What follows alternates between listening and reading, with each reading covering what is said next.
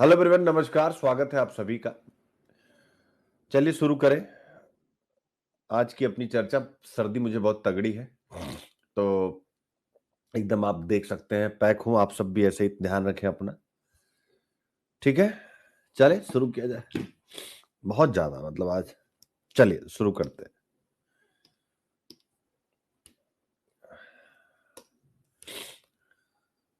तो टॉपिक आपके सामने है। आज हम लोग जिस विषय से चर्चा शुरू करने जा रहे हैं वो है चाइनीज मेगा डैम प्रोजेक्ट। मैं इसको यहीं समझाऊं अंदर जाने की बजाय, अगर थोड़ा सा तो बड़ा मजा आएगा आप लोगों को ये जान करके थोड़ा सा। आज एक बार मुझे बताएं, आवाज वगैरह सही आ रही बेटा? चाइनास मेगा डैम प्रोजेक्ट, इसके बारे में हम लोग चर्चा करने जा रहे हैं। तो आज का ये टॉपिक यानी टेक्स्ट एंड कॉन्टेक्स्ट पेज पे आप देख सकते हैं। तो इसमें 4 जनवरी यानी शनिवार और 6 जनवरी यानी आज सोमवार दोनों का कंटेंट है। चूंकि सैटरडे को मैं नहीं कराता हूं, मैंने बताया कि टॉपिक होते ही नहीं है, एक दो टॉपिक मुश्किल से होते हैं। तो स्वाभाविक रूप से उसके लिए एक पूरा क्लास का समय लेने की बजाय मैंने अब सैटरडे आपका रिवीजन का रखा है। कभी आप खुद करेंगे, कभी मैं क्लास में आके सिखाऊंगा। जैसे पिछली क्लास में मैंने रिवीजन ट्री का कॉन्सेप्ट दिया है। ठीक है, क्योंकि जरूरी ये नहीं कि क्लास, जरूरी ये है कि आपका सिलेक्शन। ठीक है, चलिए शुरू करें। पहला, चीन की विशाल बांध परियोजना के निहितार्थ द हिंदू का ये टॉपिक है, एडिटोरियल है, जिसकी हम चर्चा करेंगे यानी टेक्स्ट एंड कॉन्टेक्स्ट पेज पे। फिर बिजनेस लाइन में है थिंक पेज पे टूरिज्म इकोनॉमी यानी पर्यटन अर्थव्यवस्था पर। और आपको अच्छे से पता है कि एक प्रश्न भी पूछा गया है, पर्यटन क्या विकास का अगला बड़ा प्रेरक हो सकता है? 2014-15 में उसके बाद यह प्रश्न आया नहीं उसके बाद। तो बड़ा मजा आएगा। ये जो पहला टॉपिक है आज आपको काफी इनोवेशन देखने को मिलेगा। आज कम से कम कुछ नहीं तो एक एक टॉपिक में लगभग लगभग 10 से 15 मॉडल क्वेश्चन है। आप जरा ध्यान से देखेंगे, एक टॉपिक में 10 से 15 मॉडल क्वेश्चन। यानी ये टॉपिक जब आप पढ़ने जा रहे हैं तो इसमें जीएस पेपर 2 यानी हम आईआर प्लस पीएसआईआर ऑप्शनल, ये तो है ही है, प्लस इसके साथ जीएस पेपर 3 है, इकोनॉमिक्स है, इन्वायरमेंट है, GS paper 4 ethics environmental ethics है। तो ये उसके बाद ए से तो बहुत मजा, कम से कम 15 से 20 क्वेश्चन और हर एक क्वेश्चन पर डिस्कस करेंगे। तो आपको सीखना क्या, इंपॉर्टेंट ये नहीं होता कि आप एडिटोरियल देख रहे हैं, इंपॉर्टेंट ये होता है कि आप लर्न कितना करें, आप सीख कितना रहे। तो आज पहला चैलेंज यही है कि आप देखो कि यार एक टॉपिक अच्छा ऐसे ऐसे सोचा जा सकता है। जीएस 1 ज्योग्राफी, एक टॉपिक जीएस 1 ज्योग्राफी के 2 क्वेश्चन, एक टॉपिक जीएस पेपर 2 आईआर के 2 से 3 क्वेश्चन, यही topic GS paper 3 environment conservation से एक दो टॉपिक, डिजास्टर और डिजास्टर मैनेजमेंट से एक दो क्वेश्चन, फिर एथिक्स से 2 क्वेश्चन, एसी से लगभग 5 से 7 क्वेश्चन। देन आपको लगेगा कि यार एक्चुअल में यूपीएससी की तैयारी क्या होती है। ठीक है, और कमिटमेंट देख सकते हैं, सर्दी जुकाम लेकिन एकदम हिला नहीं हूं। तो बस यही कमिटमेंट आपको भी रखना है। तबीयत खराब होगी, मौसम ऐसा है, लेकिन आपको बने रहना है। ठीक है, तो बहुत बढ़िया है, 10 से 15 क्वेश्चन आंसर। फिर आते हैं पर्यटन, सेम इसमें भी। फिर इसके बाद सावित्रीबाई फुले जी का 194वीं जयंती। तो स्वाभाविक है इनके ऊपर प्रश्न आ भी चुका है जीएस पेपर 4 एथिक्स में। इनको भी हम बेहतर ढंग से जीएस पेपर 1 हिस्ट्री में लेंगे। 18वीं शताब्दी के मध्य से लेकर आधुनिक समय के जितनी भी इतिहास की पर्सनालिटियां उनके ऊपर सिलेबस है। तो स्वाभाविक है सिलेबस का पार्ट है, प्लस जीएस पेपर 4 एथिक्स मूल्यों के विकास में नेता, सुधारक और प्रशासक, तो ये भी हम करने जा रहे हैं। और ढेर सारे प्रीलिम्स के क्वेश्चन भी हैं, बहुत बेहतर कंटेंट, आपको मजा आएगा। फिर भारत की उत्सर्जन सूची और समन के प्रयास, मैंने कुछ दिन पहले ही आपको एक वन लाइनर न्यूज दिया था अगर आपको याद हो, जिस पर प्रीलिम्स का क्वेश्चन बनवाया था कि भारत ने यूएनएफ ट्रिपल सी के सामने अपना डेटा रखा है कि राष्ट्रीय स्वैच्छिक योगदान के तहत, एनडीसी के तहत, जो पेरिस क्लाइमेट समिट के अंतर्गत अपनाई गई एक व्यवस्था है, उसके तहत भारत ने कार्बन उत्सर्जन में किस सीमा तक सफलता प्राप्त की, वो सारा डेटा दिया गया है। आज उसी पर बहुत बढ़िया टॉपिक है कि भारत क्या क्या काम कर रहा है कार्बन उत्सर्जन को रोकने के लिए। बढ़िया टॉपिक है, यानी पूरा गवर्नमेंट डेटा हम एनालिसिस करने जा रहे हैं। और ये भी GS paper 1 geography, GS paper 2, GS paper 2, GS paper 3, GS paper 4 ए से। तो एक ही टॉपिक आज की जो अपनी क्लास है, यानी सोमवार को मैं काफी कुछ इनोवेशन करता हूं जिससे कि पूरे सप्ताह आप सब उसी इनोवेशन के मूड में रहे, इसीलिए आज इतना इनोवेशन किया गया। फिर इसके बाद अमेरिका में अभी जो इंटरनल सिक्योरिटी के सामने एक बड़ा थ्रेट आया है, लोन वुल्फ हमले जो हो रहे हैं। तो ये अमेरिका में हुआ है लोन वुल्फ हमला, लेकिन इसको मैंने भारत के संदर्भ में बनाया है कि भारत की इंटरनल सिक्योरिटी के सामने लोन वुल्फ हमले, जो इस्लामिक स्टेट की स्ट्रेटजी का एक हिस्सा है, वो किस प्रकार से चुनौतीपूर्ण हो सकते। तो लोन वुल्फ अटैक को जीएस पेपर 3 के साथ मेरे प्यारे बच्चों जोड़ा गया है। रनिंग नोज है मेरी, परेशानी शुरू। नाक जाम, ठीक है बेटा। तो थोड़ा सा बस आप लोग फोकस बनाए रखेंगे। और फिर उसके बाद ये सारे टॉपिक प्रीलिम्स के हो गए, जिसमें हम विस्तार से कई चीजों पर बातचीत करेंगे। ठीक है, तो चलिए शुरू करते हैं आज की अपनी चर्चा डिटेल से, और फिर अंदर पढ़ते हुए चलेंगे। चीन की विशाल बांध परियोजना के निहितार्थ, ये क्या है? ठीक है, देख सकते हैं आज द हिंदू में, और फिर आप इंडियन एक्सप्रेस के एक्सप्लेन पेज में सेम। चीन सांगपो पर दुनिया का सबसे बड़ा बांध क्यों बना रहा है और भारत पर इसका क्या असर हो सकता है, यानी एक टॉपिक यहां और दूसरा टॉपिक यहां पर, यानी ठीक है। तो इसका मतलब अच्छा विषय है। टॉपिक ऑफ डिस्कशन आपके सामने देख सकते हैं। चीन तिब्बत में ब्रह्मपुत्र नदी, जिसे वहां यारलुंग सांगपो कहा जाता है, दुनिया का सबसे बड़ा हाइड्रो पावर प्रोजेक्ट 60,000 मेगावाट बनाने जा रहा है। इसकी मंजूरी दे दी गई है। ठीक है, और जो इसका अभी तक विश्व का सबसे बड़ा जो बांध है थ्री गॉर्जस डैम, उसकी तुलना में 3 गुना अधिक बिजली उत्पन्न करेगा। तो इंपॉर्टेंट यह है कि यह अनुमति मिल गई है। क्यों मिली है? क्योंकि एनर्जी सिक्योरिटी, चाइना कहता है कि इससे हमारी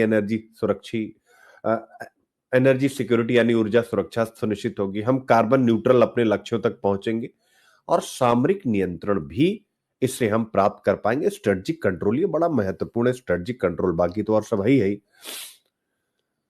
लेकिन भारत, भूटान और बांग्लादेश के लिए इसके गंभीर जलवायु, पारिस्थितिक, सामाजिक और भू राजनीतिक प्रभाव हो सकते। 4 प्रकार के प्रभाव कहे गए हैं। तो टॉपिक ऑफ डिस्कशन यानी यही है कि भाई उसने बांध बनाने की परियोजना को मंजूरी दी है, जिसका जो ब्रह्मपुत्र नदी के निचले हिस्से में आने वाले देश है, जहां से ब्रह्मपुत्र नदी जा रही है, वो चाहे भारत हो, चाहे भूटान हो, चाहे बांग्लादेश, उनके ऊपर इसका गंभीर असर पड़ेगा, जिसे हम विस्तार से आज बातचीत करेंगे, विशेषकर भारत के संदर्भ में। आई होप आप बहुत अच्छे से मुद्दा समझ गए। इस मैप में क्या है, इसको भी विस्तार से भी हम लोग आगे डिस्कस करेंगे। अब सबसे इंपॉर्टेंट है GS1 ज्योग्राफी, विश्व के भौतिक भूगोल की मुख्य विशेषताएं देख सकते हैं, सीधा सीधा सिलेबस का पार्ट। और ये ज्योग्राफी ऑप्शनल के लिए भी हो गया। GS1 ज्योग्राफी, विश्व भर के मुख्य प्राकृतिक संसाधनों का वितरण आप देख सकते हैं। इन दोनों यूनिट के साथ इसका कनेक्शन है, एक मॉडल क्वेश्चन दिखा के, और फिर इसके बाद एक बड़ी अच्छी चर्चा के द्वारा आपको समझाने की कोशिश करता हूं। ठीक है बच्चों, ब्रह्मपुत्र नदी बेसिन लाखों लोगों के लिए जीवन रेखा है, फिर भी इसका प्रबंधन भू राजनीतिक तनाव का स्रोत बना हुआ है। ठीक है, ये हो गया स्टेटमेंट। अब इस स्टेटमेंट को ध्यान में रखते हुए ब्रह्मपुत्र नदी के भौगोलिक, पारिस्थितिक और सामाजिक महत्व और अप स्ट्रीम हस्तक्षेपों द्वारा उत्पन्न चुनौतियों पर चर्चा की। अप स्ट्रीम यानी ऊपर की तरफ बैठा हुआ चाइना, उसमें जो बांध बनाने जा रहा है उससे क्या चुनौतियां भारत, बांग्लादेश और भूटान ऐसे देशों को आने वाली है, आप देख सकते हैं। ठीक है, अब इसके बाद आगे बढ़ते हैं, अगला टॉपिक आपके सामने आता है। ब्रह्मपुत्र नदी के विशेष संदर्भ में हिमालयी नदी प्रणालियों पर जलवायु परिवर्तन के प्रभाव की व्याख्या करें। ग्लेशियर लेक आउटबर्स्ट और बदलते वर्षा पैटर्न डाउन स्ट्रीम समुदायों को कैसे खतरे में डालते हैं। यानी डाउन स्ट्रीम मतलब जो किसी भी नदी के निचले हिस्से में रहने वाले लोग हैं, जैसे ब्रह्मपुत्र का अप स्ट्रीम में कौन है, चाइना, निचले में कौन है, भारत, भूटान और बांग्लादेश। आप जरा देखते चले। फिर ऐसे ही जीएस पेपर 2 आई, आज सीखिए आपकी, देखिए एक ही टॉपिक कैसे इतने एंगल बदल सकता है। जीएस पेपर 2 आईआर, भारत एवं इसके पड़ोसी संबंध, यानी भारत और चाइना के बीच में। दूसरा, भारत के हितों पर विकासशील देश यानी चाइना की नीति का प्रभाव, यानी उसकी बांध नीति का प्रभाव सीधा सिलेबस का पार्ट है। 2024 में प्रश्न भी पूछा गया, आप देख सकते हैं। यानी भारत चाइना को जोड़ करके हमेशा प्रश्न पूछे जाते रहे हैं। ठीक है, क्लियर बेटा। तो बॉर्डर पर कोई भी एक्टिविटी होती है, इंडिया, चाइना, पाकिस्तान, प्रश्न का विषय होता है, इसलिए यहां भी प्रश्न बनने के पूरे चांसेस हैं। 2017 देख सकते हैं, यानी चाइना की तरफ से कोई भी, चाइना जो बच्चों, क्या मैं अपनी स्क्रीन वीडियो वाली बंद कर सकता हूं अगर आपको दिक्कत ना, क्योंकि बहुत तेज रनिंग नॉइज है, बहुत दिक्कत आ रही है। अगर मैं वीडियो बंद कर दूं, केवल ऑडियो से काम चला पाएंगे? दिक्कत हो रही, चूंकि हमें तो पढ़ना है, पढ़ने से मतलब एकदम रनिंग नोज है ना, एकदम सीधा। चलिए, फिलहाल अभी मैं कोशिश कर रहा हूं, अगर थोड़ी देर में नहीं संभलेगा देन फिर कर लेंगे। चीन अपने आर्थिक संबंधों एवं सकारात्मक व्यापार अधिशेष, यानी जो चीन की चेकबुक डिप्लोमेसी, उस पर आपसे यूपीएससी प्रश्न पूछ चुका है। तो इसका मतलब है कि जो उसकी बांध डिप्लोमेसी है, डैम डिप्लोमेसी है, डीडी जिसे हम कहते हैं, डीडी पर भी आपसे प्रश्न बन सकता है। और अगर बन सकता है तो कैसे, ये क्वेश्चन आपके सामने रेडी। भारत और चीन के बीच ट्रांस बाउंड्री नदी प्रबंधन में अन्य पड़ोसियों के साथ भारत के समझौतों के विपरीत बाध्यकारी संधि का अभाव है। ट्रांस बाउंड्री नदी शासन में चुनौतियों का विश्लेषण करें और दोनों देशों के बीच जल कूटनीति को बढ़ाने के तरीकों का सुझाव दें। 250 शब्द 15 अंक में ये प्रश्न है, अभी हम लोग सब विस्तार से सीख जाएंगे, ये ट्रांस बाउंड्री क्या होती है, सो ऑन सो ऑन। फिर अगला आईआर का ही, जल सुरक्षा दक्षिण एशिया में भू राजनीतिक संघर्ष का अगला मोर्चा, यानी कि अब जल को लेकर के साउथ एशिया में टेंशन होगी। चीन की यारलुंग सांगपो बांध परियोजना के भारत की जल सुरक्षा और बांग्लादेश के साथ उसके संबंधों के लिए निहितार्थों का गंभीर रूप से परीक्षण करें। 250 से 15। ठीक है, अब अगला क्वेश्चन देख सकते हैं, आईआर चूंकि मेन टॉपिक है।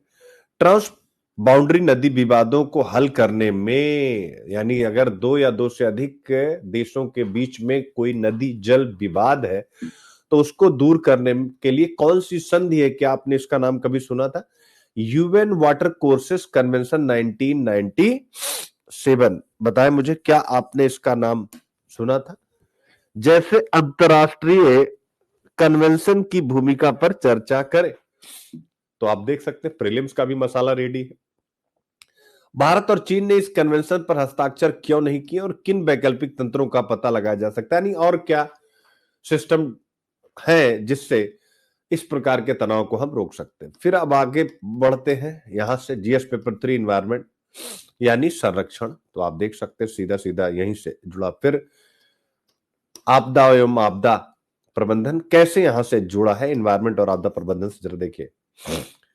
बड़े पैमाने पर जल विद्युत परियोजनाओं के अक्सर, यानी जो बड़ी परियोजनाएं हैं, अक्सर अनपेक्षित पर्यावरणीय परिणाम होते हैं, जिनकी हम अपेक्षा नहीं करते वो हो जाते हैं। ये हो गया स्टेटमेंट। ब्रह्मपुत्र बेसिन में जैव विविधता, तलछट परिवहन और बाढ़ नियंत्रण पर चीन के यारलुंग सांगपो मेगा डैम के संभावित पारिस्थितिक प्रभाव की जांच करें। यानी ब्रह्मपुत्र पर ये जो बांध बन रहा है उसका इंपैक्ट किस पर होगा, बायोडाइवर्सिटी पर, ठीक है, और अन्य इसी प्रकार के विषयों पर। फिर अगला क्वेश्चन आप देख सकते हैं, भारत ब्रह्मपुत्र नदी पर चीन द्वारा अपस्ट्रीम जल नियंत्रण से उत्पन्न जोखिमों को कैसे कम कर सकता है? जल सुरक्षा अरे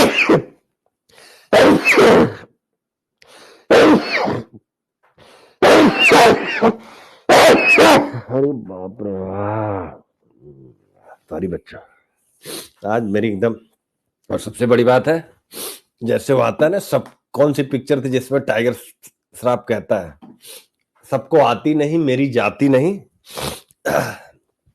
तो मुझे आती नहीं, लेकिन अगर आ गई तो भाई साहब बैंड बजा के रख देता है जुकाम। अभी तो मुझे लग रहा था आज मैं क्लास नहीं ले पाऊंगा चूंकि, लेकिन सबसे बड़ी बात यह है कि आप लोगों को इतना बढ़िया टॉपिक है,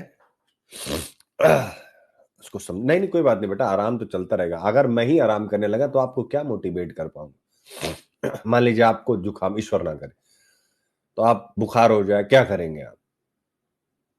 कोई बात नहीं, संघर्ष करेंगे, लड़ेंगे, जीतेंगे। बेटा ये रिजल्ट वाला चैनल है, रिजल्ट वाली पढ़ाई है, रिजल्ट करेंगे। ठीक है, जलाशय प्रबंधन और उपग्रह आधारित निगरानी की भूमिका पर चर्चा करें, तो आप देख सकते हैं। फिर अगला क्वेश्चन है, हिमालय एक नाजुक पारिस्थितिक तंत्र है और बड़ी जल विद्युत परियोजनाएं उनकी स्थिरता को खतरे में डालती हैं। इस क्षेत्र में मेगा डैम के भूकंपीय गतिविधि और आपदा जोखिम पर प्रभाव का गंभीर रूप से विश्लेषण करें। आप देख सकते हैं कितने एंगल से प्रश्न बनाया गया है। अब आता है GS paper for ethics. GS paper for ethics यानी चाहे आप पहली यूनिट ले ले, इसमें डायमेंशन ऑफ इथिक्स में मेरे प्यारे बच्चों, यानी नीति शास्त्र के आयाम में अंतरराष्ट्रीय नैतिकता, मैं पढ़ाता ही पढ़ाता हूं आपके नोट्स में भी। ठीक है, इंटरनेशनल एथिक्स में। ठीक है, और यहां पर तो सिलेबस यूनिट 6 आपके सामने, सिलेबस या अंतरराष्ट्रीय संबंधों तथा फंडिंग में नैतिक मुद्दे आप देख सकते हैं। और केस स्टडी भी एनवायरमेंट पर कोई आती है तो यहां से बहुत कुछ आप सीख पाएंगे जिसका आप वहां यूज कर पाएंगे। जैसे देखिए 2020 में एक प्रश्न पूछा था, शक्ति की इच्छा विद्यमान है लेकिन विवेकशीलता और नैतिक कर्तव्य के सिद्धांतों से उसे साधित और निर्देशित किया जाता है। यानी हर एक देश अपने आप को शक्तिशाली बनाना चाहता है, बट अगर वो जो कार्य कर रहा है, जो कोर्स ऑफ एक्शन कर रहा है, जैसे चाइना ब्रह्मपुत्र बांध बनवा रहा है, तो उस ब्रह्मपुत्र बांध को लेकर के जितने भी स्टेक होल्डर्स हैं, भारत, भूटान, बांग्लादेश, क्या इससे उसको एक गहरी चर्चा नहीं करनी चाहिए थी? अगर वो ऐसा करता तो ये विवेकशीलता का कार्य होता और नैतिक कर्तव्य यानी अपनी मोरल ड्यूटी वो निभा रहा होता, और ऐसे में उसकी शक्ति की इच्छा क्या होती? संतुलित होती। लेकिन उसने ऐसा नहीं किया। तो मेरा कहने का मतलब ये सब एग्जाम्पल के रूप में आएंगे। अब आगे, जल संघर्षों में अक्सर न्याय संगत संसाधन साझाकरण, यानी ऑब्वियस है भाई, सबको मिलना चाहिए ना। आप ही क्यों, आप ऊपर हैं तो इसका मतलब आप किसी के ऊपर पत्थर मार देंगे? सतत विकास और मानवाधिकारों के संबंध में नैतिक विचार शामिल होते हैं। ब्रह्मपुत्र नदी के संबंध में ट्रांस बाउंड्री जल विवादों में नैतिक दुविधाओं का विश्लेषण करें। ठीक है, फिर इसके बाद आता है, भारत अरुणाचल प्रदेश में अपनी जल विद्युत महत्वाकांक्षाओं को पर्यावरणीय स्थिरता और स्वदेशी समुदायों के अधिकारों को सुनिश्चित करते हुए कैसे संतुलित कर सकता है? एक नैतिक और नीति संचालित दृष्टिकोण का सुझाव दें। ठीक है, तो कितने प्रश्न हो गए आप काउंट करिएगा, फिर उसके बाद इन सभी प्रश्नों पर हम लोग एनालिसिस। बाप रे, विश्व के भौतिक भूगोल यानी सेम देख सकते हैं, यूपीपीसीएस का सिलेबस है तो अलग से कुछ बताने की जरूरत ही नहीं, सेम यूपीपीसीएस और यूपीएससी तो एक है, देख सकते हैं आप। टोटल मतलब कुछ कोई अंतर ही नहीं है। जीएस पेपर 1 2 3 4, तो जो यूपीएससी की तैयारी करेंगे ऑब्वियस है, जीएस पेपर 4 सेम इथिक्स और सेम, तो यहां तो कुछ करना ही नहीं।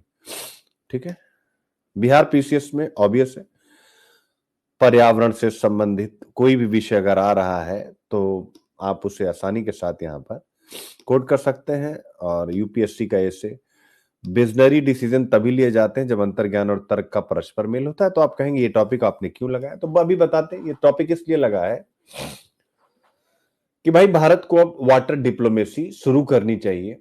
इसके साथ साथ ब्रह्मपुत्र नदी के बनने के बाद जो भी आप पढ़े, ब्रह्मपुत्र नदी पर बांध बनने के बाद जो भी आप पढ़ने वाले हैं, जो बढ़त स्ट्रेटजिक, जो एक अपर हैंड बोलते हैं, स्ट्रेटेजिक बढ़त बोलते हैं, जो चाइना के पास होगी, हमें उसको नियंत्रित करना है। इसलिए अब विजनरी डिसीजन लेने का समय आ गया है कि भारत भूटान बांग्लादेश के साथ बेहतर जल संधियां करे। ये लिखा हुआ है आगे टॉपिक में, तो इसका इस्तेमाल, वे सपने जो भारत को सोने ना दे, तो बताने की जरूरत ही नहीं।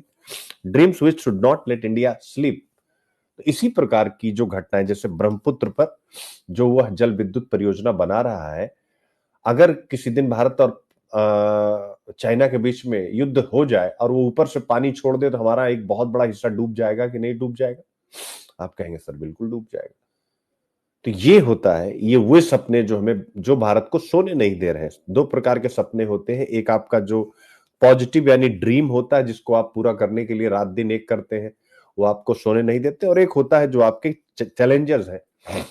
तो ये ब्रह्मपुत्र पर जल विद्युत का जो प्रोजेक्ट है, ये हमारे लिए बहुत बड़ा चैलेंज है। इसी प्रकार से अगर हम एसे पर आए, तो यूपी पीसीएस के एसे में यह एक महत्वपूर्ण अंतरराष्ट्रीय घटना है, इसको आप उल्लेख कर सकते हैं। ठीक है, यहां पर सीधा सीधा ये प्रश्न बन सकता है, जैसे वर्तमान में भारत की विदेश नीति 10 और दिशा। तो हम यहां यही बातचीत करने जा रहे हैं, ब्रह्मपुत्र नदी पर ये जो बांध बन रहा है, उसको लेकर के भारत की फर्दर आगे की कूटनीति क्या होनी चाहिए। तो भारत की विदेश नीति का एक आयाम, एक दिशा ये भी होनी चाहिए जो ब्रह्मपुत्र बांध से संबंधित है। एक पैराग्राफ इसमें आप छोटा सा ये डाल सकते हैं कि नहीं, स्वयं विचार कीजिए। सेम इसी प्रकार से बिहार पीसीएस का ऐसे है, और किसी भी कहावत वगैरह में, किसी भी फिलोसफिकल ऐसे में भारत के सामने अगर चैलेंज कुछ लिख रहे हैं, तो इसको आप आसानी के साथ उदाहरण के रूप में डाल सकते हैं। फिर मॉडल ऐसे भी आ गया, जल युद्ध वैश्विक शक्ति संघर्ष के लिए नया युद्ध का मैदान, water Wars the new battle ground for global power struggles. अब आप देख सकते हैं, वैश्विक शक्ति संघर्ष के लिए नया युद्ध का मैदान, यानी अब आने वाले समय में जल युद्ध होंगे। तो जल युद्धों पर एक क्वेश्चन आप देख सकते हैं। दूसरा प्रश्न, ट्रांस बाउंड्री नदियां, यानी जिसकी सीमा कई देशों से होकर निकल रही है, संघर्ष से सहयोग तक सतत जल कूटनीति के लिए एक रोड मैप बनाइए। किस प्रकार की समस्या का समाधान, नदियों की शक्ति का दोहन, विकास और पर्यावरण स्थिरता के बीच संतुलन देख सकते हैं।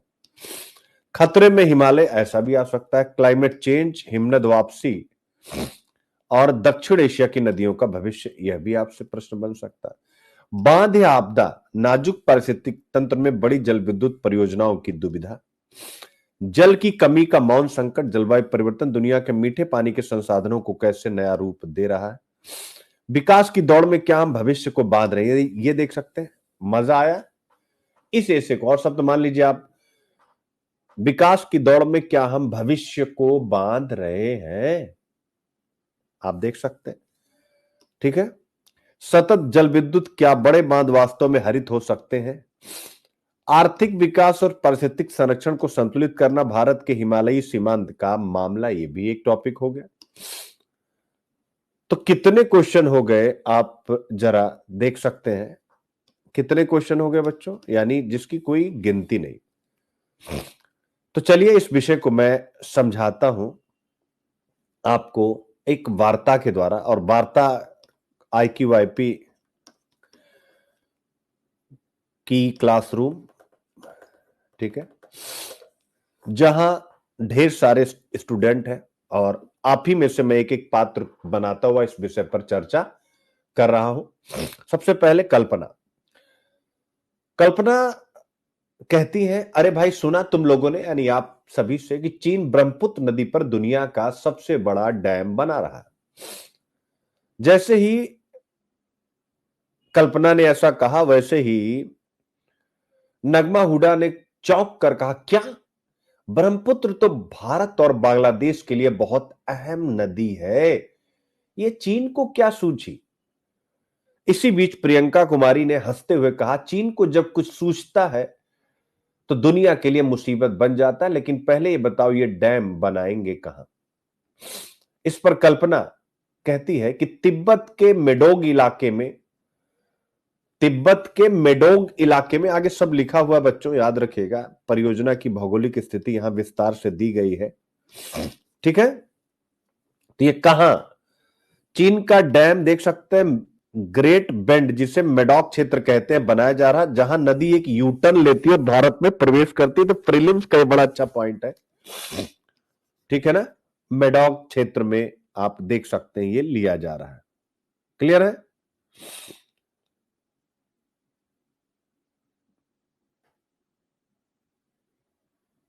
ब्रह्मपुत्र नदी आपके सामने है, देख सकते हैं कैसे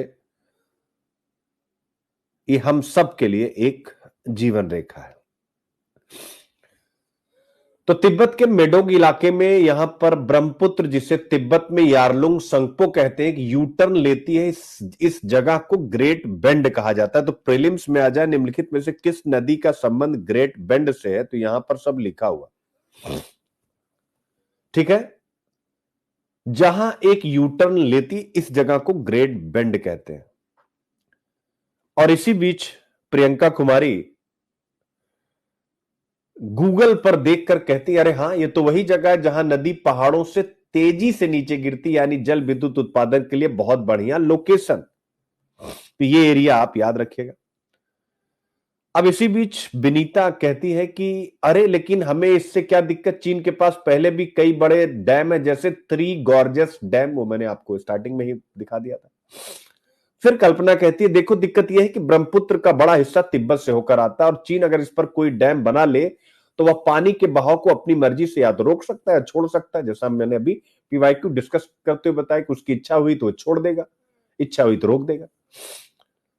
इस पर अनमोल कुमार गंभीर होकर के कहते हैं कि मतलब अगर कभी भारत और चीन में तनाव बढ़ा तो चीन पानी को रोक सकता है या अचानक छोड़कर बाढ़ ला सकता है। कल्पना कहती बिल्कुल यही वजह है कि इसे वाटर डिप्लोमेसी और वाटर वार्स का संभावित कारण कहा जा रहा है।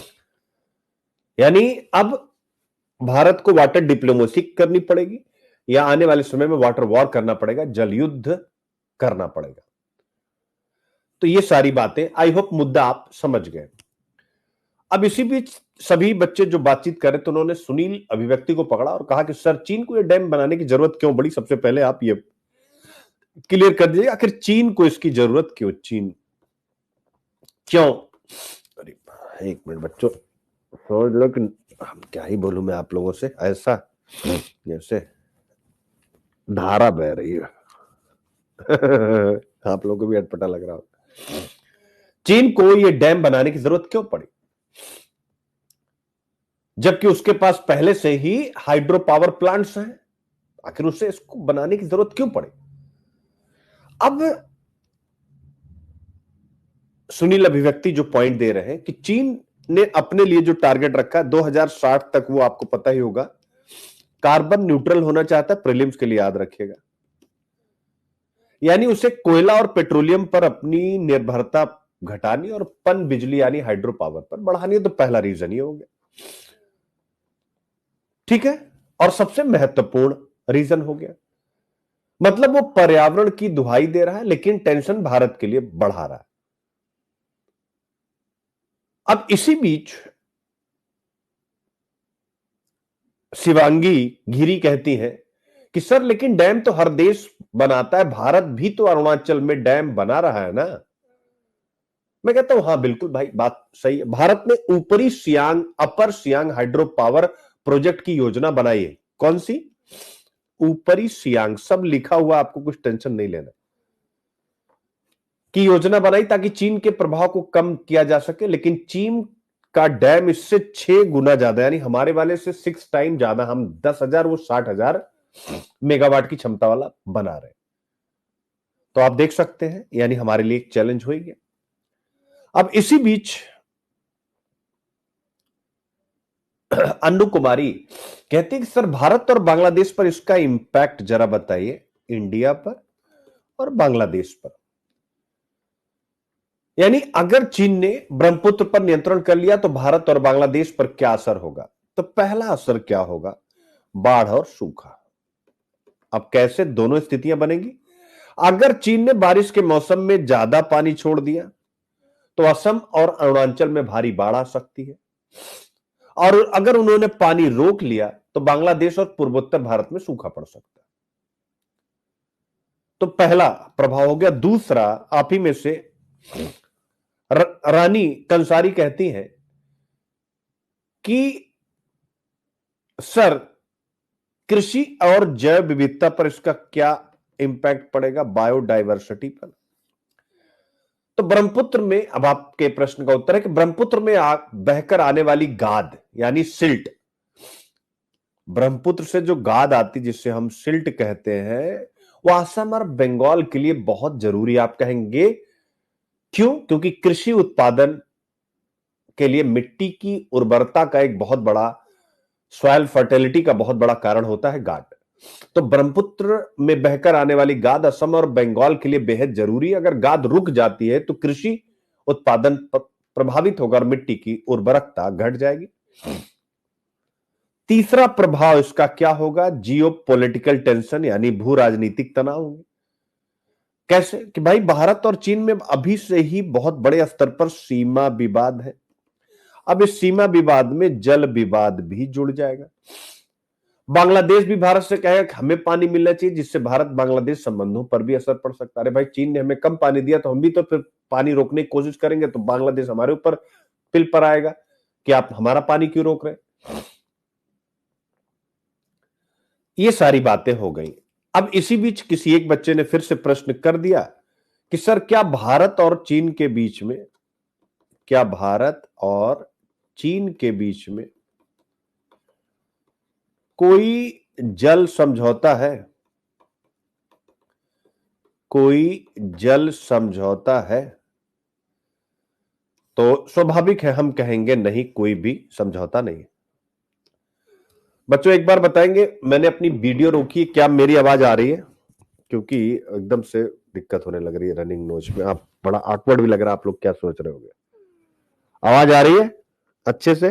कंटेंट दिख रहा है? क्योंकि एकदम से पंचर हो रही हालत। ठीक है।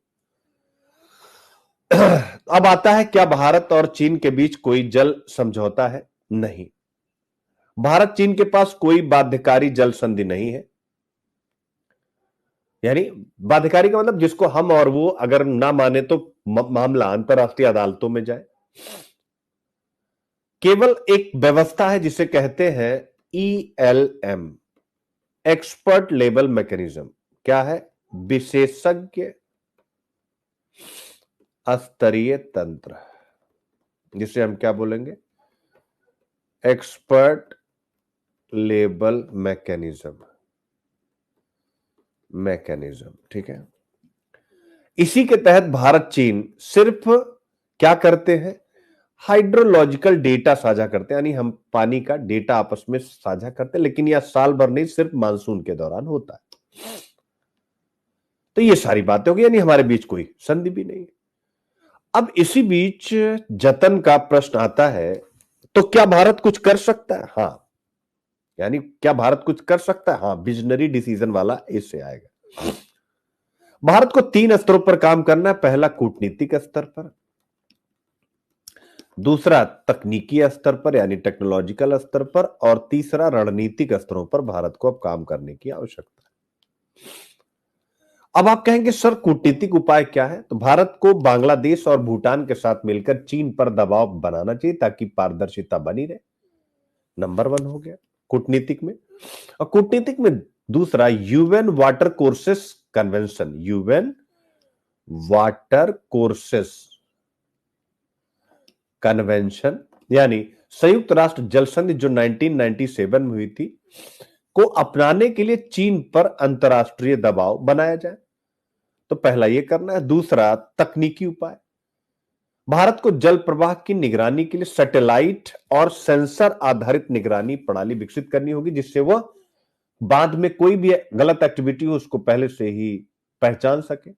इसके अलावा दूसरा, किसमें, यानी तकनीकी उपाय में पहला यह हो गया, यानी सर्विलांस अच्छा होना चाहिए। दूसरा, FEWS की व्यवस्था भारत सुनिश्चित करे, यानी फ्लड अर्ली वार्निंग सिस्टम, बाढ़ पूर्व चेतावनी प्रणाली को मजबूत करे। अब आता है तीसरा, रणनीतिक में क्या करे? तो भारत को अरुणाचल प्रदेश में अपने जल विद्युत परियोजनाओं की गति और तेज कर देनी चाहिए, क्योंकि हम भी भाई काउंटर करेंगे।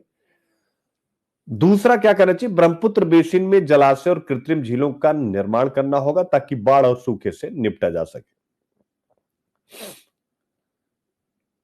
तो आई होप आप यहां तक समझ गए। इसी बीच अन्नू कुमारी कहती है कि सर इसका मतलब चीन सिर्फ बिजली बनाने के लिए नहीं बल्कि भू राजनीतिक नियंत्रण के लिए भी डैम बना रहा है। बिल्कुल, चीन अगर चाहे तो ब्रह्मपुत्र को एक वाटर वेपन यानी जल हथियार की तरह इस्तेमाल कर सकता है। किसकी तरह? वाटर वेपन यानी जल हथियार। तो ऐसे में फिर आप ही लोगों में से रानी कहती हैं कि गंभीर होकर तो भारत को सिर्फ प्रतिक्रिया देने के बजाय पहले से तैयारी करनी होगी ताकि भविष्य में यह जल संकट जल कूटनीति में बदले। आई होप आप यहां तक का टॉपिक पूरी तरीके से समझ गए हैं और यही पूरा डिस्कस किया गया है। कई टेक्निकल टर्म है जिसको हमें पढ़ना है। ठीक है बच्चों, पॉइंट इज क्लियर।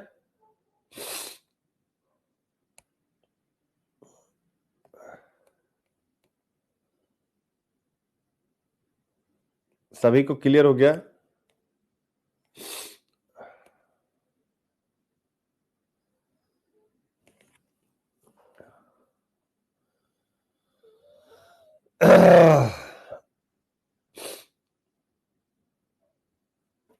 ठीक है बेटा, अब इसमें आपको घुस करके जाना, चूंकि यहां से एक प्रश्न है ही है। ठीक है, अब यहां पर मैं छोटी छोटी बातें इससे जुड़ी हुई कर दूंगा।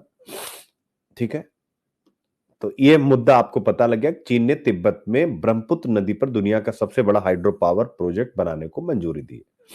अब थोड़ी सी जानकारी अगर ब्रह्मपुत्र नदी के बारे में हो जाए तो हम और इसे अच्छे से समझ पाएंगे, या हम इस मैप से अगर चलें तो और बेहतर। ये वाला कलर आप देख सकते हैं ब्रह्मपुत्र रिवर का, ये पतला हुआ उसकी जो सहायक नदियां हैं उसका आप देख सकते हैं। ठीक है ना, क्लियर है?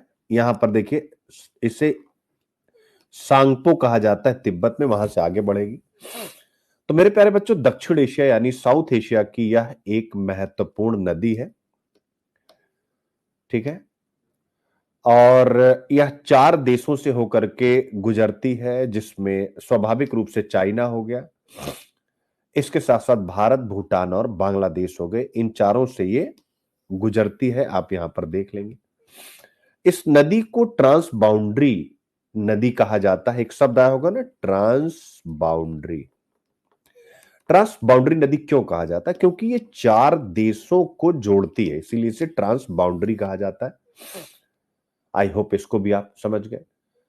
तो ब्रह्मपुत्र हिमालय से निकलने वाली कुछ बड़ी नदियों में से एक है, जो मानसून और ग्लेशियरों दोनों पर निर्भर करती है। यानी मानसून में भी इसको पानी मिलता है, अगर वर्षा खूब हो कम हो तो कम मिलेगा, ग्लेशियरों से भी इसको अपना सोर्स मिलता है। ठीक है, अब आता है यहां पर, जरा ध्यान से आप देखिएगा। अगर हम यहां इस वाले पिक्चर में आकर के चलते हैं तो आपको समझ में आएगा। ठीक है, ब्रह्मपुत्र रिवर और कहां कहां क्या क्या बन रहा है। तो इसका उद्गम, यानी आपसे प्रीलिम्स में जो क्वेश्चन पूछेगा इसका उद्गम पूछेगा, यानी इसका ओरिजिन और इसका प्रवाह मार्ग, ये 2 चीजें आपको ध्यान में रखनी।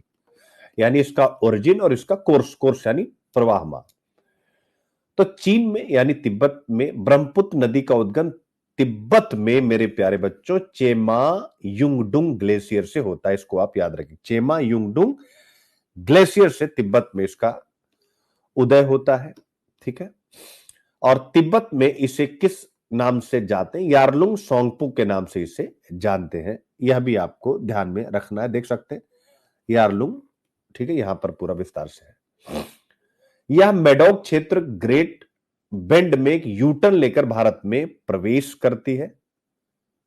ठीक है, ये देखिए आप यहां से चली और ये देखिए, ये आप देख सकते हैं एक तगड़ा मोड़ लेकर के भारत की तरफ प्रवेश कर रही है। मेडोक क्षेत्र याद रखिएगा। अब आता है भारत में प्रवेश करने के बाद इसे क्या कहा जाता है? सियांग या दिहांग नदी कहा जाता है। जैसे ही भारत में आती है, क्या कहेंगे इसे? सियांग या दिहांग नदी से कहा जाता है। अरुणाचल प्रदेश में जैसे ही यह नदी प्रवेश करती है, उसके बाद इसे विभिन्न सहायक नदियां इसमें आकर के मिलती हैं। असम में हम इसे ब्रह्मपुत्र के नाम से जाना जाता है। बांग्लादेश में इसे हम जमुना नदी के नाम से जानते हैं। गंगा नदी से मिलने के बाद इसे पद्मा नदी के नाम से जाना जाता है। अंत में यह मेघना नदी में मिलकर बे ऑफ बंगाल यानी बंगाल की खाड़ी में जाकर के मिल जाती है। आप देख सकते हैं। ठीक है, बहुत बढ़िया। अब आता है बड़ा महत्वपूर्ण पॉइंट बच्चों, ब्रह्मपुत्र की सहायक नदियां, ट्रिब्यूटरीज ऑफ ब्रह्मपुत्र। आप यहां पर अगर मैप देखेंगे तो आपको दिखेगा। ठीक है, कहां गया भाई, ब्रह्मपुत्र की सहायक नदियां ट्रिब्यूटरीज, ये देखिए लिखा नहीं है, मैं आपको सब बता देता हूं। ये वाला पॉइंट देखिए, ट्रिब्यूटरीज यानी सहायक नदी। तो अगर इसको आपको पढ़ना होता तो पूछता है सहायक नदियों में भारत में दाहिने किनारे से, यानी दाहिने से कौन मिलती है और बाएं से कौन मिलती है, ये सब प्रीलिम्स का क्वेश्चन है। तो दाहिने किनारे से जो मिलती है नदी, उसमें पहली है सुबनसिरी, यह अरुणाचल से असम में आती है। दूसरी है कामेंग, यह अरुणाचल प्रदेश से निकलती है। तीसरी है मनोस, यह भूटान से निकलकर ब्रह्मपुत्र में मिलती है। और चौथी है संकोस, याद रखेगा। अब आता है बाएं किनारे से जो मिलती है, पहली है दिबांग, दूसरी है लोहित, तीसरी है बूढ़ी दिहांग और चौथी है धनश्री। ठीक है, आई होप इसको आप समझ गए होंगे। अब ये तो हो गई भारत की दाहिने और बाएं। अब इसके बाद आता है बांग्लादेश में इसकी सहायक नदियां कौन सी, ऑब्वियस है तीस्ता, करतोया, तीसरा है अन्नाई और चौथा है धलाई। तो ये चार नदियां, तीस्ता, करतोया, अत्राई, अनाई भी कहीं कहीं लिखा मिलता है और धलाई, आप देख सकते हैं। तो ये बहुत महत्वपूर्ण है। ब्रह्मपुत्र चर्चा में है, बड़ा बांध है, सबसे बड़ा बांध है चाइना का, तो आपसे इस टाइप से प्रश्न पूछा जा सकता है। अब इस ब्रह्मपुत्र नदी से जुड़ी हुई कुछ चीजें और भी हैं जो आपको जानने की आवश्यकता है। और वो क्या जानने की आवश्यकता है मेरे प्यारे बच्चों, ब्रह्मपुत्र नदी एकमात्र नदी है जिसमें बोर यानी टाइडल बोर की घटना होती है। आप कहेंगे सर ये क्या बला है, टाइडल बोर की घटना, टाइडल बोर की घटना, टाइडल यानी ज्वारीय बोर, ये क्या होती है। तो ब्रह्मपुत्र नदी एकमात्र नदी जिसमें बोर की घटना होती है, जिससे ज्वार भाटा का प्रभाव नदी में अंदर तक जाता है। क्या होता है, नदी में अंदर तक जाता है, इसीलिए इसे टाइडल बोर कहते हैं। तो टाइडल बोर का मतलब ज्वार भाटा का प्रभाव नदी में अंदर तक जाता है, यह आपको ध्यान में रखना है। तो पहली इसकी सबसे बड़ी विशेषता है जिसको आपको याद रखना है। ठीक है, यह भारत की सबसे चौड़ी नदी है, यह भी याद रखिएगा। असम में मानसून के दौरान इसकी चौड़ाई 10 किलोमीटर तक हो सकती है। यह नदी ग्लेशियरों और मानसून दोनों पर निर्भर करती है। ब्रह्मपुत्र डेल्टा दुनिया का सबसे बड़ा डेल्टा बनाती है। गाद की मात्रा बहुत अधिक होती है इसमें सिल्ट की, जिससे असम में बाढ़ और भूचरण की समस्या बनी रहती है। भारत की सबसे अधिक बाढ़ प्रभावित नदियों में से एक है। ठीक है, तो ये सारी बातें हैं। क्लियर बेटा। अब आता है कि ब्रह्मपुत्र नदी पर कौन कौन सी जल विद्युत परियोजनाएं बन रही, तो चीन कौन कौन सी बना रहा, भारत कौन कौन सी बना रहा, आपको ध्यान रखना है। तो भारत की परियोजना पहली है, अभी आपको मैंने पढ़ा है, अपर सियांग हाइड्रो पावर प्रोजेक्ट जो 10,000 मेगावाट का है। दूसरा सुबनसिरी जल विद्युत परियोजना जो 2,000 मेगावाट की। तीसरा है दिबांग जल विद्युत परियोजना 2880 मेगावाट की है। और चौथा है लोअर सुबनसिरी डैम जो 2,000 मेगावाट का। चाइना की कौन कौन सी है, एक मैंने आपको बढ़ाई दिया अभी अभी, सांगपो मेगा डैम 6,000 मेगावाट का, दुनिया का सबसे बड़ा हाइड्रो पावर प्रोजेक्ट।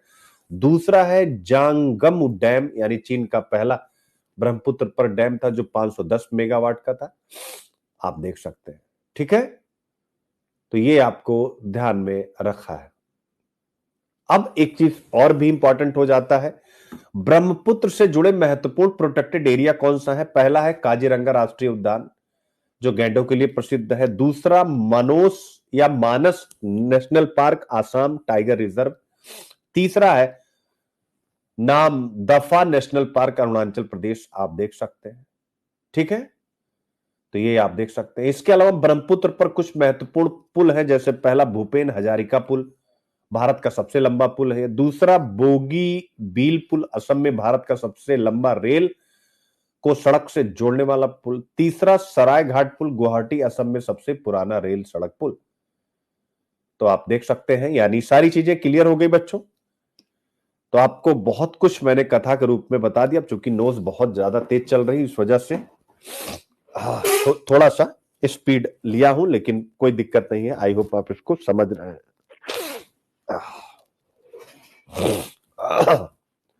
सारा पॉइंट क्लियर हुआ। तो ऐसे ही किसी टॉपिक को पकड़ना, उसको एकदम से क्या करना है, अपनी जेब में डाल लेना। अब चीन के इस मेगा पावर प्रोजेक्ट के क्या उद्देश्य हैं, आप देख सकते हैं। ठीक है ना, सारे उद्देश्य जो मैंने आपको बता दिए हैं आप लोगों के साथ बातचीत में, वही सारे इसके उद्देश्य हैं। ठीक है बेटा,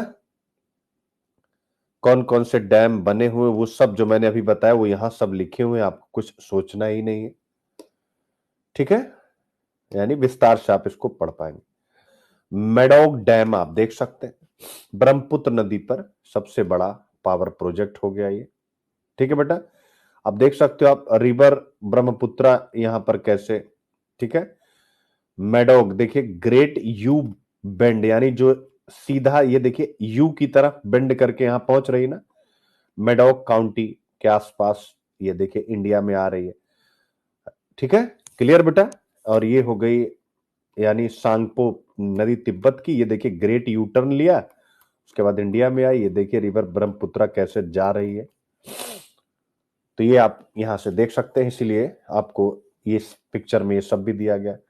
भारत का जवाब, यानी भारत क्या कर रहा है, जैसे ऊपरी सियांग जल विद्युत परियोजना, ये सब मैंने आपको बता ही दिया।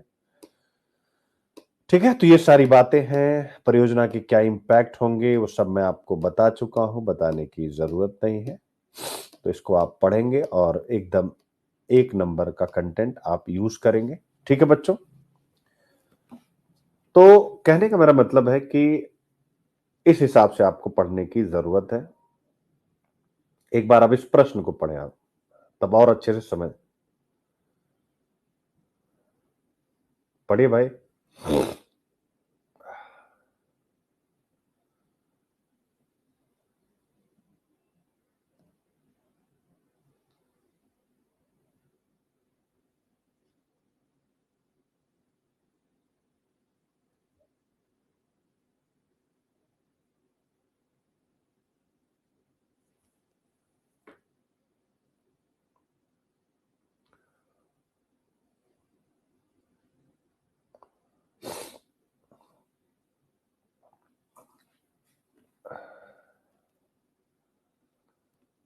ठीक है, अब इस प्रश्न का उत्तर कैसे देंगे, आज आंसर लिखा नहीं, यानी आज मैं आपको समझाऊंगा कि ब्रह्मपुत्र नदी बेसिन लाखों लोगों के लिए जीवन रेखा है, फिर भी इसका प्रबंधन भू राजनीतिक तनाव का स्रोत बना हुआ है। ब्रह्मपुत्र नदी के भौगोलिक, पारिस्थितिक और सामाजिक महत्व और अपस्ट्रीम हस्तक्षेपों द्वारा उत्पन्न चुनौतियों पर चर्चा करें। अब इस प्रश्न का उत्तर अगर आपको लिखना है तो मेरे प्यारे बच्चों कैसे लिखेंगे, मैं एक फॉर्मेट आपको बताता हूं। सबसे पहले ऑब्वियस है, परिचय हमेशा आपके आंसर में होना चाहिए। कैसे लिखना हो मैं आपको बताता हूं। फिर साफ साफ कह रहा है कि इसका पहला पॉइंट आ जाएगा परिचय के बाद भौगोलिक महत्व, देख सकते हैं भौगोलिक महत्व आ जाएगा। फिर इसके बाद आपका आ जाएगा पारिस्थितिक और सामाजिक महत्व मेरे प्यारे बच्चों, यानी पारिस्थितिक महत्व हम लिख लेंगे। फिर इसके बाद इसका सामाजिक और आर्थिक महत्व लिख लेंगे, और फिर बताएंगे अपस्ट्रीम हस्तक्षेप, यानी ऊपरी हस्तक्षेप। ऊपरी यानी जो भौगोलिक रूप से ऊपर है, जैसे चाइना है। अपस्ट्रीम मतलब ऊपरी हस्तक्षेप, यानी पानी के ऊपरी प्रवाह में जो हस्तक्षेप होगा उससे क्या क्या चुनौतियां आएंगी, यह विषय आपको डील करना है। तो एक बार मैं फिर फिंगर पे आपको बता करके रखूं। सबसे पहले परिचय होता है, फिर स्वाभाविक है इस नदी का हम भौगोलिक इंपैक्ट बताएंगे, चूंकि पूछ रहा है। भौगोलिक महत्व क्या है, पारिस्थितिक महत्व क्या है, सामाजिक महत्व क्या है, तीनों की इंपॉर्टेंस बताएंगे। चौथा, अपस्ट्रीम हस्तक्षेप क्या होता बताते हुए चुनौतियों पर चर्चा कर देंगे, और प्रश्न का एक बेहतर आंसर हम क्रिएट कर ले जाएंगे। कैसे करेंगे जरा ध्यान से देखिएगा, आप लोग सुनिएगा। चूंकि जो भी डिस्कशन मैंने किया, तो सबसे पहला मैंने क्या बोला बेटा, परिचय बोला कि नहीं बोला, आप बोलते जाइए। आप कहें हाँ सर आपने परिचय बोला। तो परिचय में कैसे, जो आपको देखो, आप कहते हैं ना आंसर लिखना नहीं आता, तो ब्रह्मपुत्र नदी कहां से निकलती है? चीन, भारत, भूटान और बांग्लादेश से होकर निकलने का मतलब, मैं बहने की बात कर रहा हूं। ब्रह्मपुत्र नदी चीन, भारत, भूटान और बांग्लादेश से होकर बहती है, जिससे यह एक महत्वपूर्ण अंतरराष्ट्रीय नदी बनती है, जिसे हम ट्रांस बाउंड्री कहते हैं। यह पूर्वोत्तर भारत और बांग्लादेश की जल सुरक्षा, वाटर सिक्योरिटी, कृषि और बायोडायवर्सिटी के लिए अत्यंत महत्वपूर्ण है। लेकिन चीन के जल नियंत्रण प्रयासों ने भू राजनीतिक तनाव बढ़ा दिए हैं। मजा आ गया, इंट्रोडक्शन आपका कंप्लीट हो गया। अब आप सुनिए, अब आता है इसका भौगोलिक महत्व। ठीक है, तो आप क्या लिखेंगे? सबसे पहला भौगोलिक महत्व इसका होता है प्रवाह मार्ग, यानी कहां कहां से ये बह रही है। यह तिब्बत यानी यारलुंग संगपो से निकलती और भारत में सियांग, ठीक है, अरुणाचल में, असम में ब्रह्मपुत्र और बांग्लादेश में जमुना के रूप में बहती है। आपने पहला बता दिया भौगोलिक में। दूसरा, यह नदी हिमालयी ग्लेशियरों और मानसूनी वर्षा दोनों पर निर्भर करती है। क्या यह पॉइंट बताया है कि नहीं? तीसरा, भारी गाद प्रवाह के कारण असम और बांग्लादेश में हर वर्ष बाढ़ आती है। आप इसको ध्यान से समझेंगे। तो ये भी हो गया इसका भौगोलिक महत्व। अब आता है इसका पारिस्थितिक महत्व। क्यों बच्चों, मजा आया कि नहीं मजा? पारिस्थितिक महत्व यानी इकोलॉजिकल, इसके लिए क्या हो रहा है? अरे नाक बंद है। इकोलॉजिकल इंपॉर्टेंस आप देख सकते हैं। तो अभी मैंने आपको पढ़ाया था कि ब्रह्मपुत्र घाटी में काजीरंगा और मानस नेशनल पार्क, पढ़ा है ना? तो पहला यही हो जाएगा कि ब्रह्मपुत्र घाटी में काजीरंगा और मानस नेशनल पार्क जैसे जैव विविधता वाले क्षेत्र स्थित है। ठीक है, तो ये एक है। दूसरा, अगर GLOF जैसी घटना यानी ग्लेशियल झील विस्फोट, बाढ़, ग्लेशियल लेक जो भी फ्लड हो रहे हैं आउटबस्ट होने के कारण, और क्लाइमेट चेंज अगर होता है तो अचानक बाढ़ का खतरा बढ़ गया, यानी ग्लेशियरों के पिघलने से अचानक बाढ़ का खतरा बढ़ गया है। तो पारिस्थितिक महत्व भी है। तीसरा, इसका सामाजिक और आर्थिक महत्व क्या है, आप उसको भी लिखेंगे। असम और पूर्वोत्तर भारत की आजीविका का यह आधार है, यानी इसी नदी पर कृषि, फिशरीज और व्यापार के कार्य संपादित किए जाते हैं। दूसरा, इसका सामाजिक आर्थिक महत्व है जल विद्युत उत्पादन, यानी भारत में कई जल विद्युत परियोजनाएं जैसे अपार Siang hydro power project, Subansiri project इसी पर प्रस्तावित है।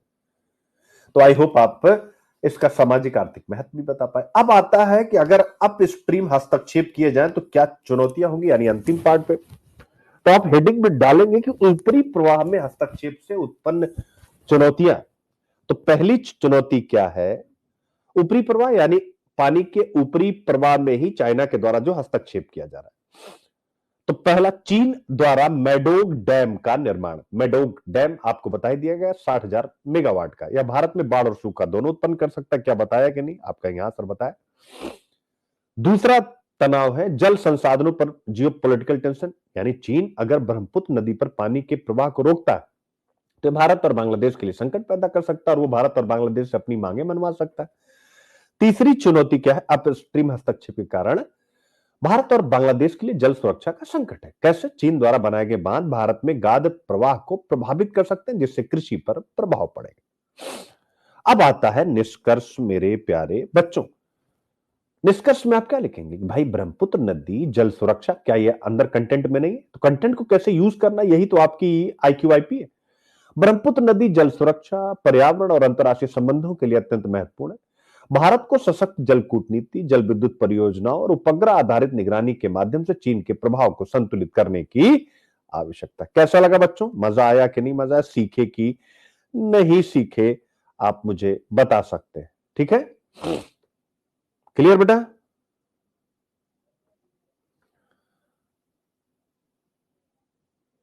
बोलो भाई।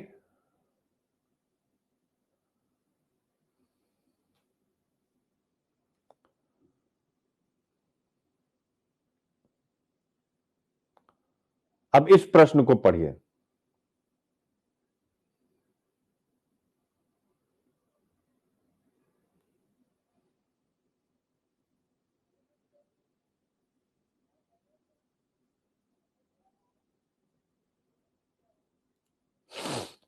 बेटा, इस क्लास का मतलब देखो, हमें सीखना है, हमें यह मतलब नहीं होता है कि, ठीक है।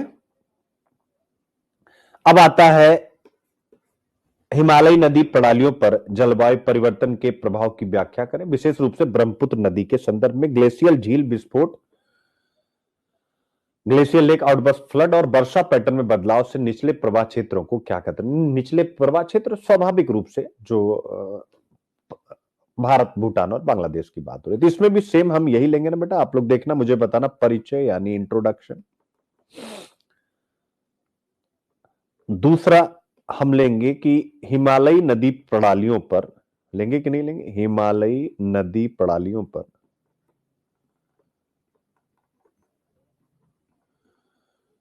जलवायु परिवर्तन का प्रभाव, लेंगे कि नहीं लेंगे, ठीक है।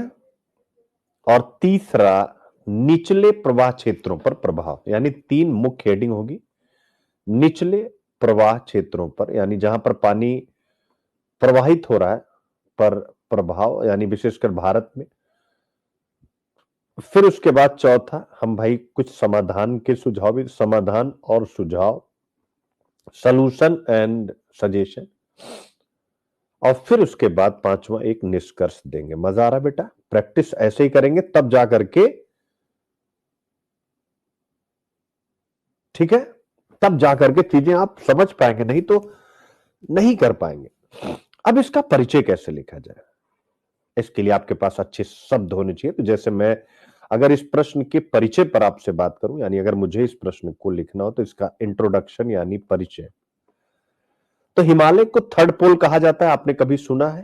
Third pole, north pole, south pole, third pole, यानी हिमालय को तीसरा ध्रुव कहा जाता है क्योंकि यह अंटार्कटिका और आर्कटिक के बाद सबसे बड़ा बर्फ और ग्लेशियर भंडार है। क्या है? बर्फ और ग्लेशियर भंडार है। ब्रह्मपुत्र जैसी हिमालयी नदियां ग्लेशियरों और मानसून दोनों पर निर्भर है। जलवायु परिवर्तन से ग्लेशियर पिघलने, पहला वर्षा पैटर्न में बदलाव और ग्लेशियल झील विस्फोट, बाढ़ की घटनाएं बढ़ रही, जिससे भारत और बांग्लादेश के निचले प्रवाह क्षेत्र खतरे में आ सकते हैं। यानी ये हो गया इंट्रोडक्शन। अब दूसरा पॉइंट जो आपके सामने आता है, हिमालयी नदी प्रणालियों पर जलवायु परिवर्तन का प्रभाव। पहला प्रभाव क्या होगा? दूसरे का पहला, ग्लेशियर पिघलने की दर में वृद्धि होगी। अरे भाई, हिमालयी ग्लेशियर तेजी से पिघल रहे हैं, जिससे नदियों में जो पानी का प्रवाह है उसमें अनिश्चितता बढ़ रही। ब्रह्मपुत्र के जल प्रवाह में मौसमी असंतुलन हो सकता है, शुष्क मौसम में पानी की कमी और मानसून में अधिक प्रवाह। फिर इसके बाद आता है, यानी दूसरा क्या होगा, ग्लेशियल झील विस्फोट बढ़ने का खतरा। ग्लेशियरों के पिघलने से झीलें बन रही जो बर्फ और चट्टानों द्वारा अवरुद्ध होती है, आपको पता है। अगर ये झीलें अचानक टूट जाए तो असम और अरुणाचल प्रदेश में विनाशकारी बाढ़ आ सकती है। उदाहरण के लिए आप लिखेंगे 2023 में सिक्किम में ग्लेशियल झील के फटने से भारी नुकसान हुआ था, जो ब्रह्मपुत्र बेसिन के लिए भी खतरा है। फिर आप तीसरा लिखेंगे जलवायु परिवर्तन, यानी वर्षा पैटर्न में बदलाव और मानसून अस्थिरता। तो जलवायु परिवर्तन से असम और बांग्लादेश में अनिश्चित बारिश हो रही है। अत्यधिक बारिश ब्रह्मपुत्र में बार बार बाढ़ लाने का कारण बन रही है, जिसको आप अक्सर न्यूज में देखते हैं, जिससे कृषि, बस्ती और बुनियादी ढांचे नष्ट होते हैं। भारत में मानसून की तीव्रता और अवधि में अस्थिरता से कृषि उत्पादन प्रभावित हो सकता है। तो आप देख सकते हैं। क्लियर बेटा?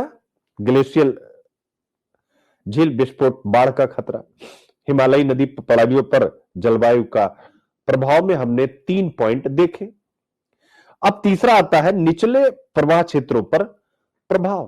तो भाई भारत यानी असम और अरुणाचल प्रदेश पर इसका इंपैक्ट पड़ेगा। असम में बार बार बाढ़ से लाखों लोग प्रभावित होते हैं।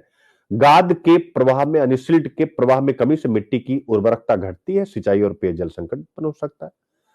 बांग्लादेश को भी नुकसान होगा। इसी पॉइंट में आप लिखेंगे कि जल स्तर बढ़ने से तटीय क्षेत्र जलमग्न हो सकते हैं। किसके? बांग्लादेश के। चक्रवात और बाढ़ का खतरा बढ़ सकता है।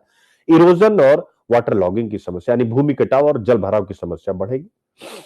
अब सारी समस्या बता दी, समाधान और सुझाव की तरफ।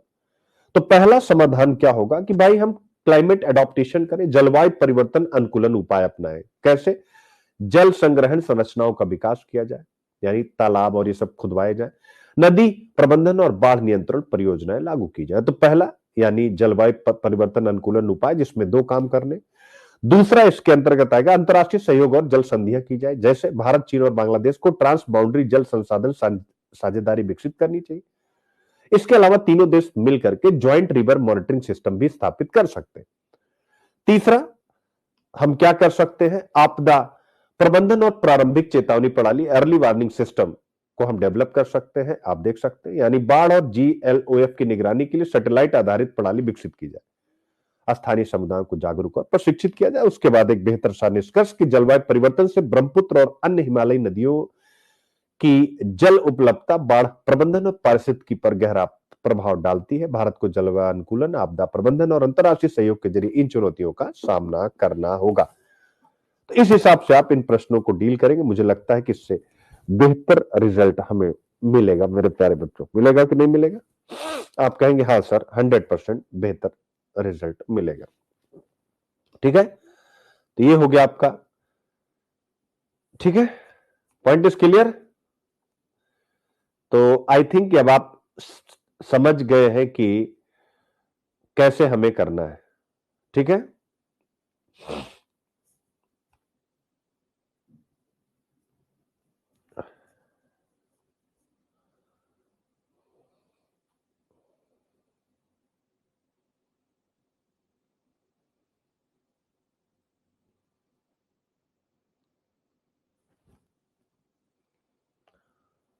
नहीं कर पाओगे बेटा।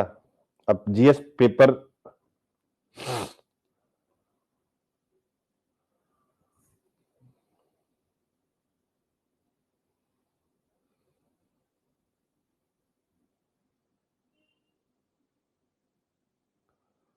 कर लोगे, पक्का है?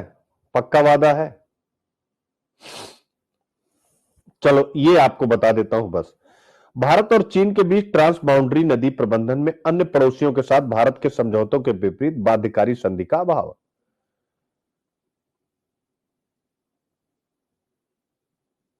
ट्रांस बाउंड्री नदी शासन में चुनौतियों का विश्लेषण करें और दोनों देशों के बीच जल कूटनीति को बढ़ाने के तरीकों को सुझाव। यानी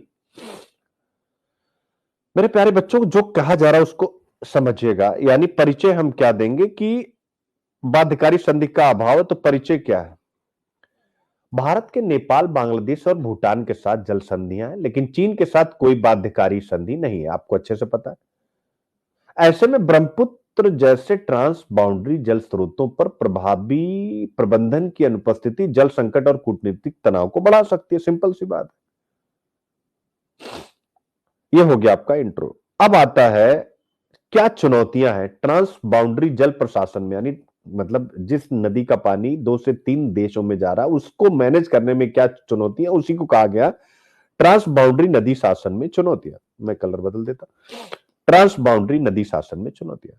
तो पहला भाई ऑब्वियस है चीन की अपारदर्शिता। यानी चीन केवल मानसून के दौरान हाइड्रोलॉजिकल डेटा साझा करता है, जबकि वर्ष भर उसमें पानी की क्या स्थिति उसका डेटा साझा करना आवश्यक है। यह अंतरराष्ट्रीय नैतिकता का उल्लंघन भी है। दूसरा, संयुक्त राष्ट्र जल संधि पर हस्ताक्षर की अनुपस्थिति। यानी भारत और चीन ने इस पर हस्ताक्षर नहीं किए, जिससे फर्स्ट जो यूजर राइट्स लागू नहीं होते। ठीक है, क्लियर बेटा?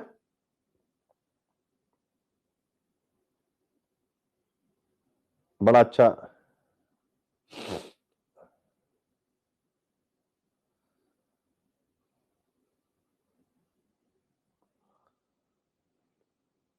तो अगर हमने उस संधि पर हस्ताक्षर किए होते तो शायद कुछ राहत होती हमें।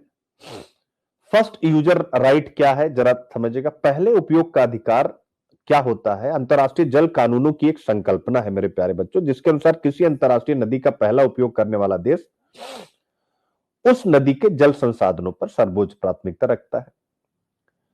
इसका विशेष महत्व उन ट्रांस बाउंड्री नदियों के संदर्भ में जो एक से अधिक देशों से होकर बहती है, जैसे कि ब्रह्मपुत्र हो गई, सिंधु हो गई, गंगा हो गई, मेकांग हो गई, नील हो गई या डेन्यूब हो गई। हालांकि यह अधिकार ऐसा नहीं कि विवादित नहीं, यह विवादित है क्योंकि यह जो डाउन स्ट्रीम देश हैं, यानी जिन जो निचले प्रवाह वाले नदियों के देश हैं, उनके हितों को यह सीमित कर देता है।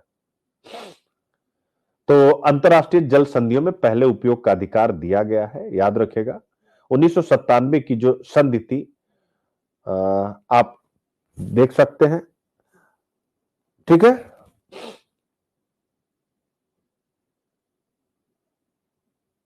तो ये सारी बातें आप देख सकते हैं। यानी कि हम किसी संधि पर हस्ताक्षर करता भी नहीं है, तो इसके बारे में जो भी स्थिति है वो कहीं ना कहीं जो है वह अधर वाली है। कौन सी स्थिति है? अधर वाली स्थिति है, ये आपको देखना है। तो हम पढ़ रहे थे यानी इस प्रश्न में कि ट्रांस बाउंड्री जल प्रशासन में क्या चुनौतियां? चीन की अपारदर्शिता, संयुक्त राष्ट्र जल संधि पर हस्ताक्षर की अनुपस्थिति। तीसरा, चीन द्वारा जल प्रवाह में संभावित हस्तक्षेप, यानी चीन के बांध जल रोक सकते हैं, अचानक बाढ़ ला सकते हैं, मैंने आपको बताया था। चौथा, बांग्लादेश के साथ भारत के संबंध, यानी भारत को बांग्लादेश की जल सुरक्षा भी सुनिश्चित करनी होगी। अब आता है यानी ट्रांस बाउंड्री नदी शासन में चुनौतियां। अब आता है जल कूटनीति को हम कैसे बढ़ाएं। तो भारत चीन जल कूटनीति को मजबूत करने के उपाय, सबसे पहला यही भाई हम कोई संधि करें, बायलेटरल वाटर ट्रीटी करें, यानी एक बाध्यकारी जल संधि करें जो जल प्रवाह की सुरक्षा और डेटा साझा करने को सुनिश्चित करे। दूसरा, भारत को सैटेलाइट आधारित जल निगरानी को मजबूत करना है। तीसरा, साझा जल विद्युत विकास, यानी ब्रह्मपुत्र नदी पर भारत चीन संयुक्त जल विद्युत परियोजनाएं विकसित कर सकते हैं, मिलकर चलेंगे तो झगड़ा नहीं होगा। चौथा, बांग्लादेश और भूटान के साथ सहयोग, यानी हम क्षेत्रीय जल साझेदारी को बढ़ावा दें। तो इस प्रश्न का आंसर हो गया। और निष्कर्ष में आप लिख सकते हैं भारत को वैश्विक मंचों और कूटनीतिक वार्ताओं के माध्यम से चीन को पारदर्शिता और अस्थायी जल प्रबंधन के लिए बाध्य करना चाहिए। आप देख सकते हैं। क्लियर बच्चे? मजा आया? अब इसी प्रकार से आईआर का यह क्वेश्चन जिसको आप टैकल कर लेंगे। ठीक है?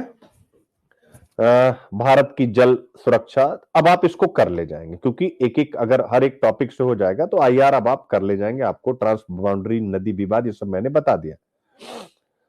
अब आता है मेरे प्यारे बच्चों, ठीक है, बड़े पैमाने पर जल विद्युत परियोजनाओं के अक्सर अनपेक्षित पर्यावरणीय परिणाम होते हैं।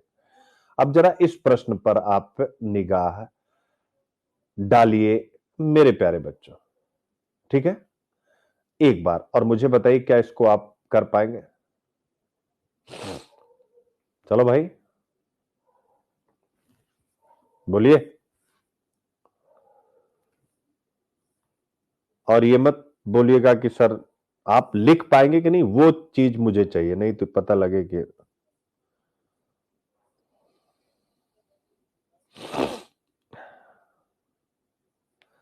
क्योंकि इंपॉर्टेंट ये नहीं है कि आप कितना पढ़ते हैं, इंपॉर्टेंट ये है कि भाई आप मेंस में कितना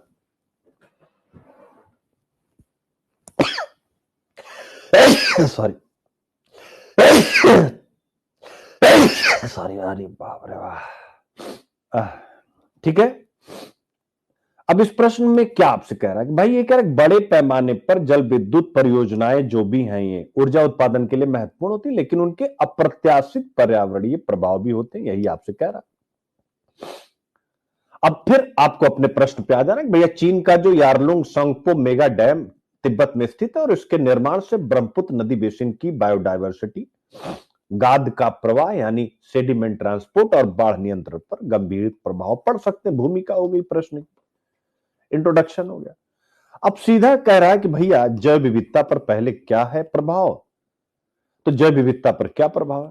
तो पहला, जलचर जीवन पर प्रभाव होगा, यानी ब्रह्मपुत्र में पाई जाने वाली डॉल्फिन, मछलियां और अन्य जलीय जीव अगर पानी के प्रवाह में बदलाव होगा तो उसके कारण खतरे में पड़ सकते हैं। प्राकृतिक प्रवाह के बाधित होने से मत्स्य प्रजातियों का प्रजनन चक्र भी प्रभावित हो जाएगा। तो पहला हो गया। दूसरा, वनस्पति और वन्य जीवों पर प्रभाव, जो मैंने आपको पीछे के क्वेश्चन में बता दिया कि ब्रह्मपुत्र बेसिन में स्थित काजीरंगा राष्ट्रीय उद्यान और मानस राष्ट्रीय उद्यान में जल स्तर में बदलाव से संकट उत्पन्न हो सकता है। तीसरा, असम और अरुणाचल प्रदेश में वेटलैंड सिकुड़ सकता है जिससे पक्षी और अन्य जीवों का आवास नष्ट होगा। हो गया ये बायोडायवर्सिटी। अब आता है तलछट परिवहन या गाद प्रवाह पर प्रभाव या इंपैक्ट ऑन सेडिमेंट ट्रांसपोर्ट। तो इससे क्या होगा? कृषि उत्पादकता में गिरावट आएगी। पहला है कैसे? ब्रह्मपुत्र नदी का गाद प्रवाह असम और बांग्लादेश के कृषि क्षेत्र को उपजाऊ बनाता है। अब चीन के बांध से अगर गाद रुक जाएगी जिससे निचले इलाकों में मिट्टी की उर्वरकता अपने आप घटेगी, आप लिख दीजिए। दूसरा इसमें क्या होगा? तलछट परिवहन में नदी तटों का कटाव, यानी नदियों का स्वाभाविक प्रवाह गाद को तटों तक पहुंचाता है जिससे नदी किनारों का कटाव यानी इरोजन नियंत्रित रहता है। गाद की कमी से असम और बांग्लादेश में भूक्षरण बढ़ सकता है, आप देख सकते हैं। अब आता है बाढ़ नियंत्रण पर क्या होगा प्रभाव, इंपैक्ट ऑन फ्लड कंट्रोल। तो पहला, अचानक बाढ़ का खतरा। चीन अगर पानी रोक कर रखे और फिर अचानक छोड़ दे तो असम और बांग्लादेश में विनाशकारी बाढ़ आ सकती है। ये मैंने आपको पढ़ाई दिया। मानसून के दौरान अगर पानी का प्रवाह नियंत्रित नहीं किया गया तो तटीय बस्तियां और कृषि भूमि जलमग्न हो सकते हैं। तो पहला हो गया अचानक बाढ़ का खतरा। दूसरा, सूखे की संभावना। अगर चीन गर्मी के मौसम में पानी रोकता है तो भारत और बांग्लादेश में कृषि और जल आपूर्ति संकट उत्पन्न हो जाएगा। ये मैंने आपको बताया हुआ। अब स्वाभाविक है, समस्या होगी तो समाधान और सुझाव आपको बिना पूछे लिख देना है। तो जो मैंने अभी पिछले वाले प्रश्न में बताया, आप उसी को समाधान एवं सुझाव में एडिटोरियल में भी लिखा हुआ। भारत, चीन और बांग्लादेश को एक संयुक्त जल प्रबंधन समझौते, ज्वाइंट वाटर मैनेजमेंट एग्रीमेंट पर वार्ता करनी चाहिए। दूसरा, संयुक्त राष्ट्र जल संधि यूएन वाटर कन्वेंशन के नियमों का पालन सुनिश्चित करना चाहिए। तो फिर इसके बाद भारत को सैटेलाइट आधारित जल निगरानी प्रणाली स्थापित करनी चाहिए और बाढ़ और सूखे की चेतावनी के लिए फ्लड अर्ली वार्निंग सिस्टम विकसित किया जाए। अब आप देख सकते हैं मेरे प्यारे बच्चों, निष्कर्ष वो आप बना ही लेंगे। देख सकते हैं एक समय के बाद सारी चीजें रिपीट होने लगती हैं कि नहीं होने लगती। ठीक है, क्लियर है। अब आता है अगला क्वेश्चन, तो इसको भी आप मेंटेन कर लेंगे। जीएस पेपर 3 का कोई बताने की जरूरत। अब जीएस पेपर 4 इथिक्स आता है। जीएस पेपर 4 इथिक्स आता है। जरा इस प्रश्न को पढ़िए। तो इसका मतलब क्या बच्चों, हमारी क्लास का मतलब ये नहीं होता कोटा पूरा करना है भाई 15-20 मिनट, आधे घंटे, 40 मिनट नहीं। हम डिटेल में चलते हैं, आप भी पढ़ते हैं, हम भी पढ़ते हैं। दोनों लोग मिल करके सिलेक्शन की तरफ बढ़ने की प्रक्रिया को अपना रहे हैं। समय भले लगे, एक दिन में ना टॉपिक हो, आपको करना पड़े, हम करेंगे, हम लड़ेंगे। अब इस प्रश्न को पढ़िए। अन्नू कुमारी सर, ऐसा लग रहा है दिमाग खुल रहा है सर, आप बेस्ट पढ़ाते हैं। बेस्ट तो नहीं बेटा, जब रिजल्ट होने लगेगा तब लगेगा। अब जल संघर्षों में अक्सर न्याय संगत संसाधन साझाकरण, सतत विकास और मानवाधिकारों के संबंध में नैतिक विचार शामिल होते हैं। ब्रह्मपुत्र नदी के संदर्भ में ट्रांस बाउंड्री जल विवादों में नैतिक दुविधाओं का विश्लेषण करें। अब मेरे प्यारे बच्चों, ब्रह्मपुत्र जल विवाद में नैतिक द्वंद्व, इस प्रश्न की डिमांड है। क्या है? एथिकल डायलेमास इन ब्रह्मपुत्र रिवर डिस्प्यूट। अब इसको मैं समझाता हूं जिससे आप एथिक्स को अच्छे से समझ सके। किस यूनिट से आपको मैंने स्टार्टिंग बता दिया।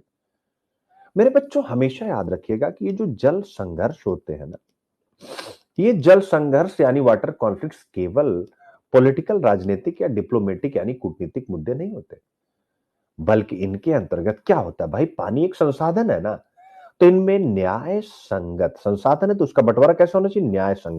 न्याय संगत संसाधन वितरण। दूसरा, सतत विकास यानी सस्टेनेबल डेवलपमेंट। तीसरा, मानवाधिकार जैसे नैतिक पहलू भी शामिल होते हैं। ये आपको ऐसे लिखना है। ये आपने बता दिया भाई, क्योंकि हमें नैतिक विषय पर आना है। तो अब उसके बाद हम बताएं कि भैया जो ये ब्रह्मपुत्र नदी है, जो चीन, भारत, भूटान और बांग्लादेश से होकर बहती है, एक महत्वपूर्ण ट्रांस बाउंड्री जल संसाधन है। चीन द्वारा यारलुंग सांगपो मेगा डैम जैसी परियोजनाएं जल संसाधनों के इन तीन न्याय संगत, पर्यावरणीय स्थिरता और मानव कल्याण से जुड़े नैतिक द्वंद्व उत्पन्न करती है। अब वो कौन कौन से? पहले, यानी यही तीन ही पॉइंट आपको लिखने हैं। पहला, न्याय संगत तीन मुद्दे जो उठ रहे हैं, नैतिक दुविधा, जरा आप देखिएगा। ठीक है, नैतिक द्वंद्व यहां क्या उत्पन्न हो रहा है? पहला, न्याय संगत संसाधन वितरण बनाम संप्रभुता, equitable resource sharing versus sovereignty, कि भैया सबको मिले क्योंकि चार देशों से होकर जा रही, या हमारी ही संप्रभुता है। तो चीन का दावा है कि ब्रह्मपुत्र नदी उसके क्षेत्र से निकलती है, इसलिए उसे अपने जल संसाधनों का स्वतंत्र रूप से उपयोग करने का अधिकार है। जबकि भारत और बांग्लादेश क्या तर्क देते हैं? वो तर्क देते हैं कि यह एक साझा नदी और चीन को न्यायसंगत तरीके से जल संसाधन को साझा करना चाहिए। तो अब यहां नैतिक प्रश्न क्या उत्पन्न होता है? नैतिक प्रश्न उत्पन्न होता है, क्या एक देश को अपने हितों के लिए साझा संसाधनों पर पूरी तरह नियंत्रण रखने का अधिकार है? पहला नैतिक द्वंद्व ये है। दूसरा नैतिक द्वंद्व होता है सतत आर्थिक विकास, सतत विकास वर्सेस यानी बनाम आर्थिक प्राथमिकता। कि भाई हम सतत विकास को भी ध्यान में रखें या अपनी आर्थिक प्राथमिकताओं को ही आगे बढ़ाएं, यानी sustainable development versus economic priorities. अब यहां पर क्या रहा, चीन जल विद्युत उत्पादन और ऊर्जा सुरक्षा के लिए बड़े बात बना रहा है जिससे कार्बन उत्सर्जन कम होगा, लेकिन ये परियोजनाएं नदी की जो पारिस्थितिकी है, जो गाद का प्रवाह है और जो जैव विविधता उसको नुकसान पहुंचा सकती है। तो इसके सामने नैतिक प्रश्न क्या होगा दूसरे पॉइंट में, कि क्या विकास परियोजनाएं पर्यावरण और भविष्य की पीढ़ियों की कीमत पर बनाई जानी चाहिए।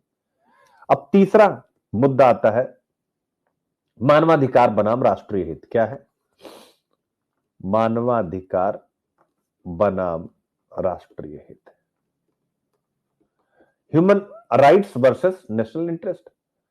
तो ब्रह्मपुत्र पर आश्रित लाखों किसानों, मछुआरों और स्थानीय समुदायों की आजीविका खतरे में पड़ सकती है, या चीन द्वारा पानी रोकने या छोड़ने से असम और बांग्लादेश में अचानक बाढ़ और सूखा उत्पन्न हो सकता है। तो यहां पर क्या नैतिक प्रश्न उठ रहा है? यहां पर नैतिक प्रश्न उठ रहा है, क्या राष्ट्रीय हितों के लिए कमजोर और हाशिए पर पड़े समुदाय के अधिकारों की अनदेखी की जानी चाहिए? तो आप देख सकते हैं। मजा आया बेटा? मुद्दा सीखने को मिला, मुद्दा सीखने को मिला। ठीक है, अब आता है मानवाधिकार बनाम राष्ट्रीय हित, वो मैंने आपको समझा ही दिया। अब चौथा आता है पारदर्शिता बनाम पारदर्शिता बनाम रणनीतिक नियंत्रण। क्या है? रणनीतिक नियंत्रण, ट्रांसपेरेंसी वर्सेस स्ट्रेटेजिक कंट्रोल, यानी चीन जल प्रवाह से जुड़े डेटा साझा नहीं करता या फिर सीमित जानकारी देता है, जिससे भारत और बांग्लादेश के लिए बाढ़ का पूर्वानुमान लगाना मुश्किल हो जाता है। अब यहां पर क्या नैतिक प्रश्न उठता है, क्या जल संकट संबंधी डेटा साझा करना एक अनिवार्य कर्तव्य होना चाहिए? ये बेटा आपको ऐसे लिखना, यही सब नैतिक द्वंद्व होते हैं। आपने सारी समस्या बता दी, अब स्वाभाविक है आपको समाधान भी बताना पड़ेगा। तो समाधान में क्या लेकर के आएंगे? समाधान आएगा नैतिक दृष्टिकोण से समाधान। क्या आएगा? नैतिक दृष्टिकोण से समाधान। भाई कैसे? पहला, अंतरराष्ट्रीय जल संधियों को अपनाएं, वो मैंने आपको बता ही दिया कौन कौन सी संधि है। दूसरा, पारदर्शिता और सहयोग को बढ़ाएं, कैसे वो मैं आपको बता ही चुका हूं, जल कूटनीतिक मंच बनाना चाहिए, एक्सपर्ट लेवल मैकेनिज्म को और मजबूत किया जाए। तीसरा, सतत विकास का दृष्टिकोण अपनाएं, यानी सस्टेनेबल डेवलपमेंट अप्रोच को अडॉप्ट करें, यानी बांध के निर्माण में उसके क्या पर्यावरणीय इंपैक्ट होंगे उसका आकलन किया जाए, यानी पर्यावरण प्रभाव का आकलन को अनिवार्य किया जाए, और स्थानीय समुदायों की सहमति से परियोजनाओं को विकसित किया जाए। आप देख सकते हैं। अब उसके बाद एक प्यारा सा निष्कर्ष आप लिख दीजिए। तो आपको बस क्या सिखाना चाह रहा हूं बच्चों, ये नहीं कि आंसर राइटिंग, आपको सिखाना ये चाह रहा हूं कि यार देखो एक ही टॉपिक से कैसे कैसे प्रश्न बन रहे हैं, और आपको उसको लिखते समय केवल हल्का सा शब्दों का हेरफेर करना है, आईक्यू वाईपी कर देना है, आपकी चीजें क्लियर हो जाएंगी। तो अब बाकी के क्वेश्चन आप सोच विचार करके अपने ढंग से लिखेंगे। अब ऐसे, अब मैंने सब कुछ आपको समझा दिया। ये जल युद्ध वैश्विक शक्ति संघर्ष के लिए नया युद्ध का मैदान, इसके बारे में जरा आप 30 सेकंड के लिए सोचिए, क्या इसको आप लिख पाएंगे या इसके बारे में आप विचार कर पाएंगे? क्योंकि बच्चे बाद में जब प्री का एग्जाम हो जाता है या सारी चीजें हो जाती, कुछ तो हमें आना चाहिए लिखना, सिंपल सी बात है। ठीक है, तो अब जो बच्चे नए हैं इसी एक टॉपिक को बार बार सुनिएगा, बार बार पढ़िएगा, तब जा करके।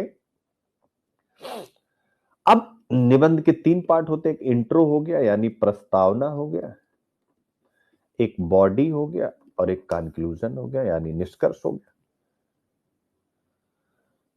ठीक है, तो इसको कैसे आप डिस्कस करेंगे मुझे बताइए भाई। नया युद्ध का मैदान कैसे दिखाएं?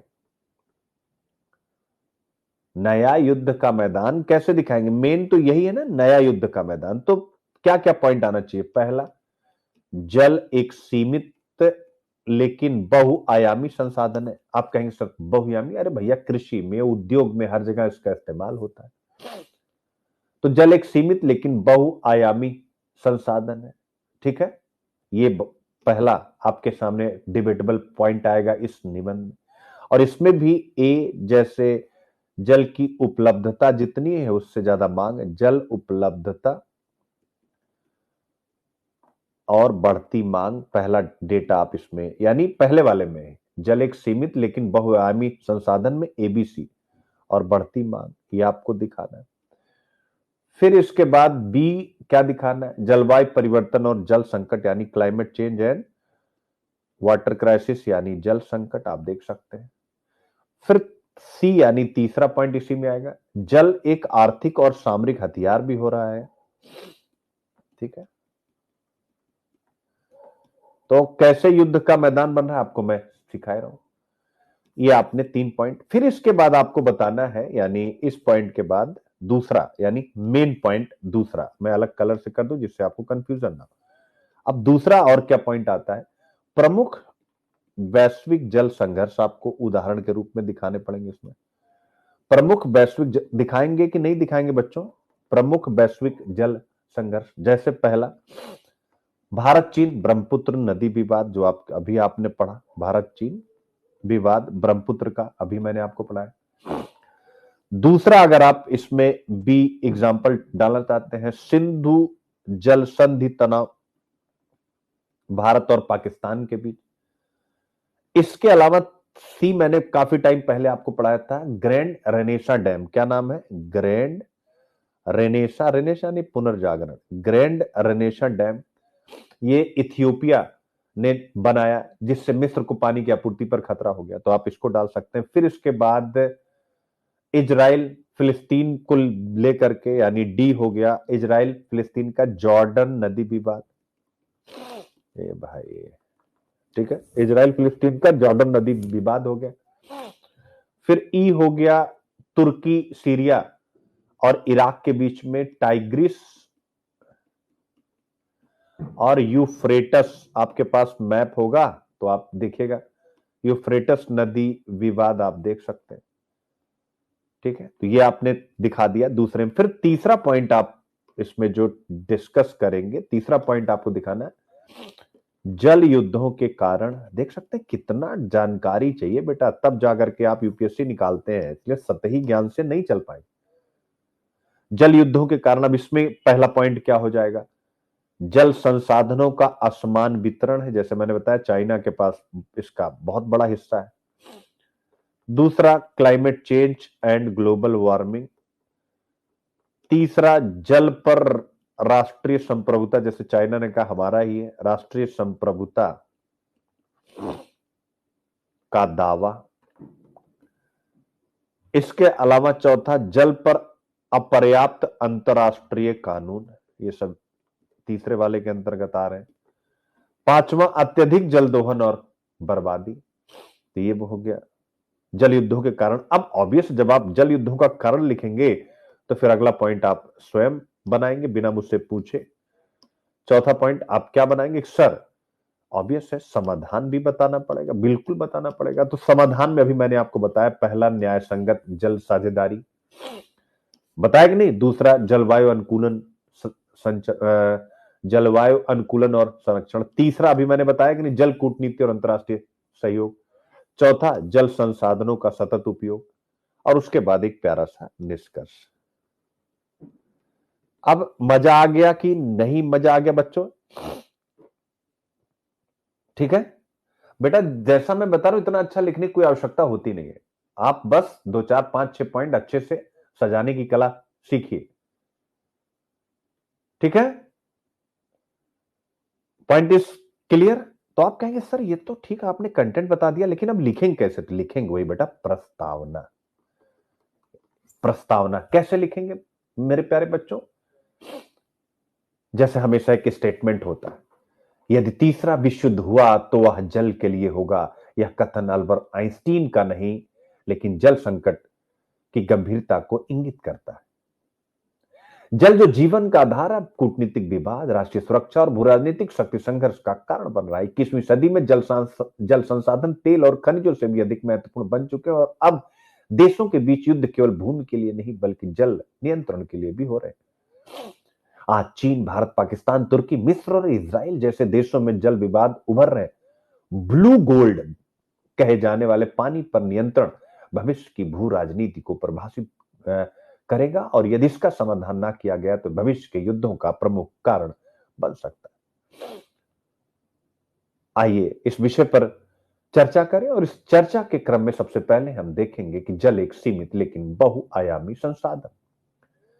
उसके पश्चात हम इस विषय पर विचार करेंगे कि वैश्विक जल संघर्ष क्यों हो रहे हैं और कहां कहां हो रहे हैं। इन दोनों विषयों पर विचार करने के पश्चात हम देखेंगे कि जल युद्धों को रोकने के लिए क्या समाधान अपनाए जा सकते।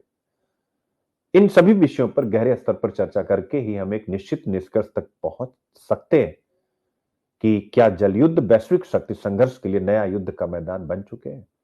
ये हो गई आपकी भूमिका। बच्चों कैसी लगी भूमिका, कैसी लगी? ठीक है, तो ये आपकी हो गई भूमिका। अब जल यानी अब एक एक पैराग्राफ में भूमिका हो गई। अब जो जो मुद्दे आपने उठाए, तो मैंने पहला मुद्दा ये वाला उठाया था,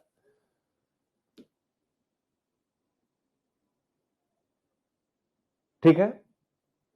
तो जल एक सीमित लेकिन बहुआयामी संसाधन, ऑब्वियस है। पृथ्वी पर कुल जल का, अब अनु पूछ रही है, अनु कौन पूछ रहा है? अनु कि सर जल सीमित कैसे है? बेटे पृथ्वी पर कुल जल का केवल, यानी अगर 100 लीटर जल है तो उसका केवल 2.5 लीटर मीठा पानी है, और इस मीठे पानी का भी 70% ग्लेशियरों में कैद है। ऐसे में विश्व की जनसंख्या जब 2050 तक 10 अरब हो जाएगी, जिससे जल की मांग तेजी से बढ़ेगी कि नहीं बढ़ेगी? अब समझ में आया बेटा? कृषि 70% पानी का यूज कर रहा, उद्योग 20% और घरेलू उपयोग 10% में जल की खपत बढ़ रही। तो यही है सीमित जल संसाधन मेरे प्यारे बच्चों। अब आता है जलवायु परिवर्तन और जल संकट, यानी जलवायु परिवर्तन जो मैंने आपको बताया था, ये बी वाला पॉइंट। जलवायु परिवर्तन के कारण ग्लेशियर पिघल रहे, मानसून अनिश्चित हो गया, ये मैंने आपको पढ़ाई दी, और बाढ़ सूखे की घटनाएं बढ़ रही। ब्रह्मपुत्र, सिंधु, मेकोंग, नील और अमेजन जैसी बड़ी नदियां खतरे में है, मैंने आपको बताया। फिर सी, जल एक आर्थिक और सामरिक हथियार के रूप में इस्तेमाल हो रहा है। जैसे तेल भौगोलिक राजनीति को नियंत्रित करता था, अब जल भी वही भूमिका निभा रहा है। देशों के बीच जल संसाधनों पर नियंत्रण के लिए टकराव बढ़ रहे हैं। और फिर उसके बाद आपने बताया प्रमुख वैश्विक जल संघर्ष, तो भारत, चीन, ब्रह्मपुत्र, ये मैंने आपको बता दिया, इसको बताने की आवश्यकता नहीं। फिर आता है भारत पाकिस्तान का सिंधु जल संधि तनाव, यह भी आपको बताने की जरूरत नहीं। तीसरा हो गया मिस्र, इथियोपिया और सूडान के बीच में नील नदी विवाद। तीनों देशों का नाम याद रखेगा। इथियोपिया ने ग्रैंड रेनेसा डैम बनाया नील नदी पर, जिससे मिस्र को पानी की आपूर्ति पर खतरा उत्पन्न हो गया। मिस्र ने इसे अपनी राष्ट्रीय सुरक्षा के लिए खतरा बताया और सैन्य हस्तक्षेप तक की धमकी दी। फिर इजराइल, फिलिस्तीन, जॉर्डन के बीच में जॉर्डन नदी विवाद, आपको पता है। जैसे इजराइल ने जो गोलान हाइट्स वाला है क्षेत्र, वहां के जल संसाधनों पर नियंत्रण कर लिया, जिससे फिलिस्तीन और जॉर्डन में पानी की कमी हो गई। संयुक्त राष्ट्र भी इसे मानवाधिकारों को उल्लंघन मानता है, नहीं जो इजराइल ने किया। फिर आपको मैंने यहां बता दिया था तुर्की, सीरिया और इराक, टाइग्रिस और यूफ्रेटस नदी विवाद। तुर्की ने क्या किया? गैप परियोजना उसने बनाई, उसके तहत उसने बांध बनाया, जिससे इराक और सीरिया में जल संकट उत्पन्न हो गया। तो आप देख सकते हैं।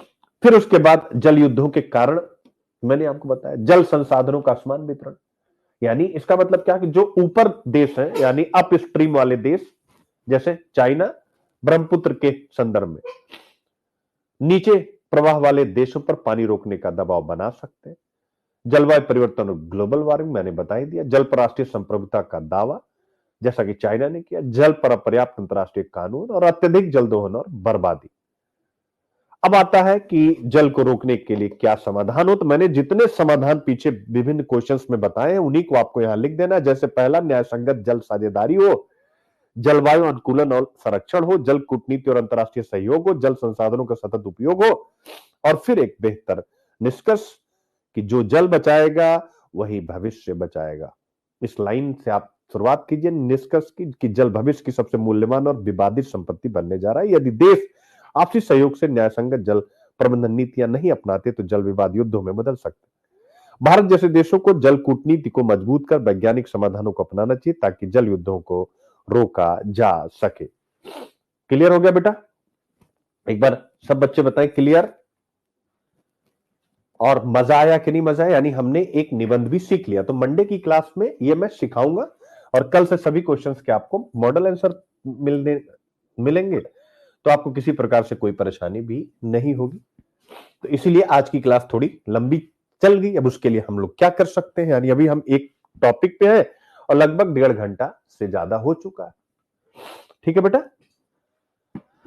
तो उसके पीछे रीजन है बेटा ना कि लड़ाई हमारी ना बड़ी तगड़ी वाली है। तो लड़ाई अगर तगड़ी है तो हमें काम भी तगड़ा करना पड़ेगा। क्यों बेटा?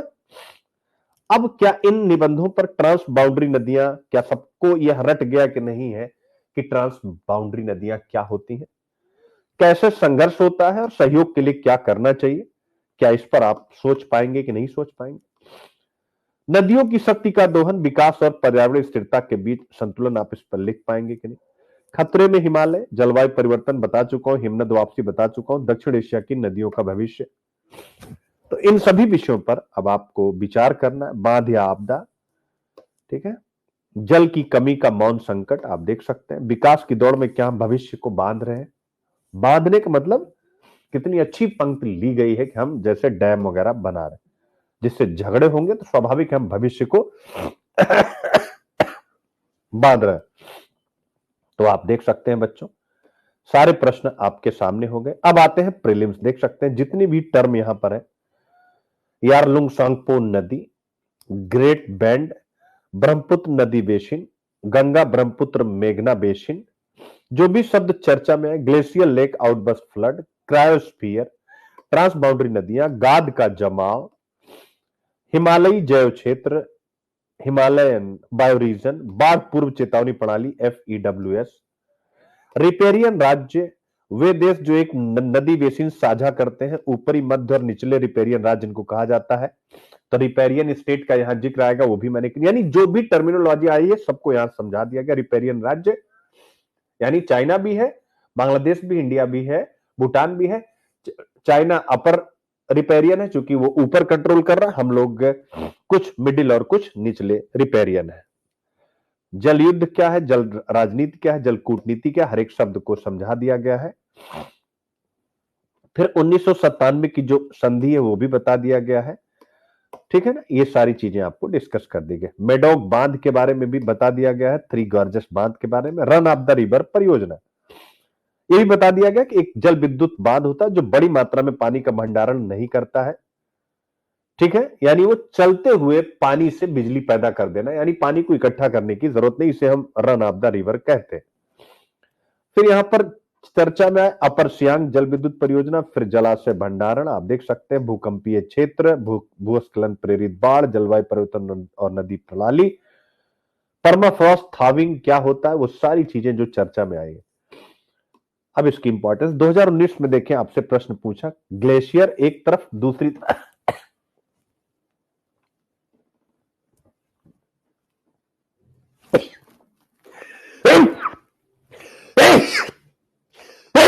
अरे भगवान,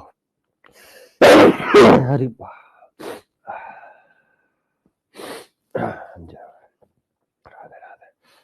निम्नलिखित युग्मों पर विचार करें, ग्लेशियर और नदी। मेरे प्यारे बच्चों, आप देख सकते हैं, बंदरपुंछ, बारासिगरी, मिलम, सियाचिन, जेमू, ये आपसे इस टाइप के प्रश्न पूछे जाते हैं, 2019 में पूछे गए।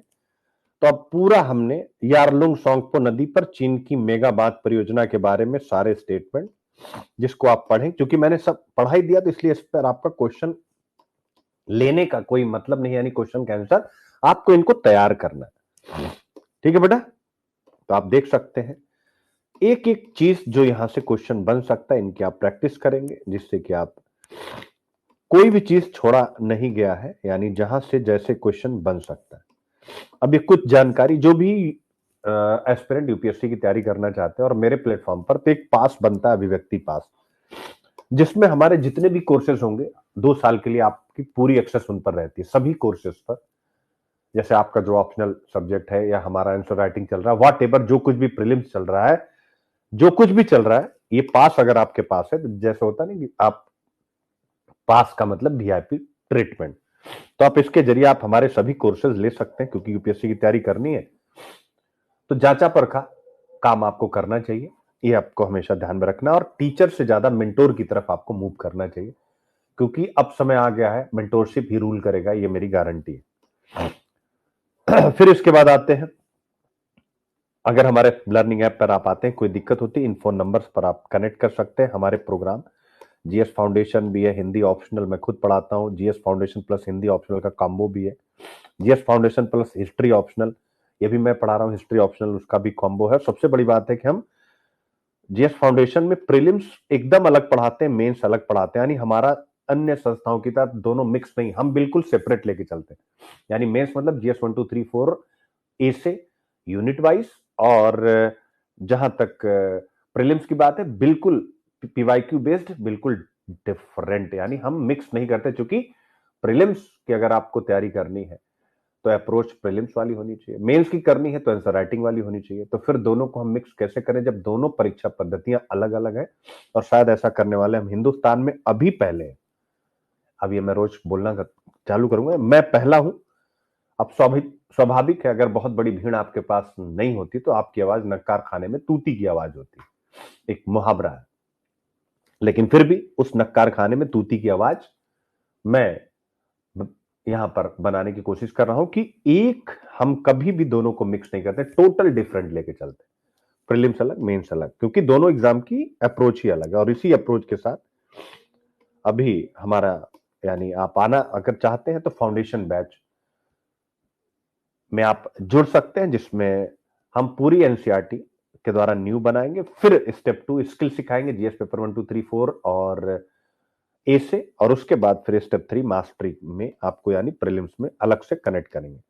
हिंदी साहित्य का ढाई आकर प्रेम का पढ़े से पंडित हुए क्लासेस स्टार्ट होने जा रही है, तो आप इसका हिस्सा बन सकते हैं। हिस्ट्री ऑप्शनल प्रबोधन बैच शुरू होने जा रहा है, आप कॉल करके हमारे साथ जुड़ सकते हैं।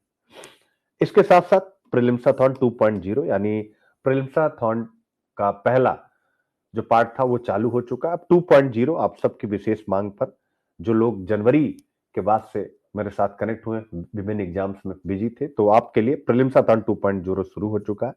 10 तारीख से यह स्टार्ट हो जाएगा टेस्ट, तो आप लोग इसका हिस्सा जरूर बनेंगे, जिसमें हम लाइव टेस्ट के पहले प्री टेस्ट एनालिसिस और लाइव टेस्ट के बाद पोस्ट टेस्ट एनालिसिस जीएस और सीसेट दोनों की कर रहे हैं। 17वीं बीपीएससी मेंस की जो तैयारी कर रहे हैं, आप सबको भी निमंत्रण है कि हम एक बेहतर ढंग से आपको बिहार पीसीएस मेंस की तैयारी करा रहे हैं, आप इसका हिस्सा बन सकते हैं। और एक कुछ स्टूडेंट ऐसे होते हैं जो डेटा इंटरप्रिटेशन केवल पढ़ना चाहते हैं, तो डेटा इंटरप्रिटेशन की तैयारी हमारे यहाँ वो करा रहे हैं जो 3 बार बिहार पीसीएस का इंटरव्यू दे चुके हैं, और 72 में से 69 मार्क्स उनके डेटा इंटरप्रिटेशन में आ चुके हैं, रवि रंजन सर। तो आप ओनली 2999 में इस कोर्स का हिस्सा बन सकते हैं। इसी के साथ यानी आप देख सकते हैं बीपीएससी मेंस के बारे में सारी जानकारी यहाँ है। इसी प्रकार से हम यूपी पीसीएस मेंस 2024 की भी तैयारी करा रहे हैं, टेस्ट सीरीज के माध्यम से आप इसका भी हिस्सा बन सकते हैं। ये मेरे बारे में सारी जानकारी, जिससे कि आप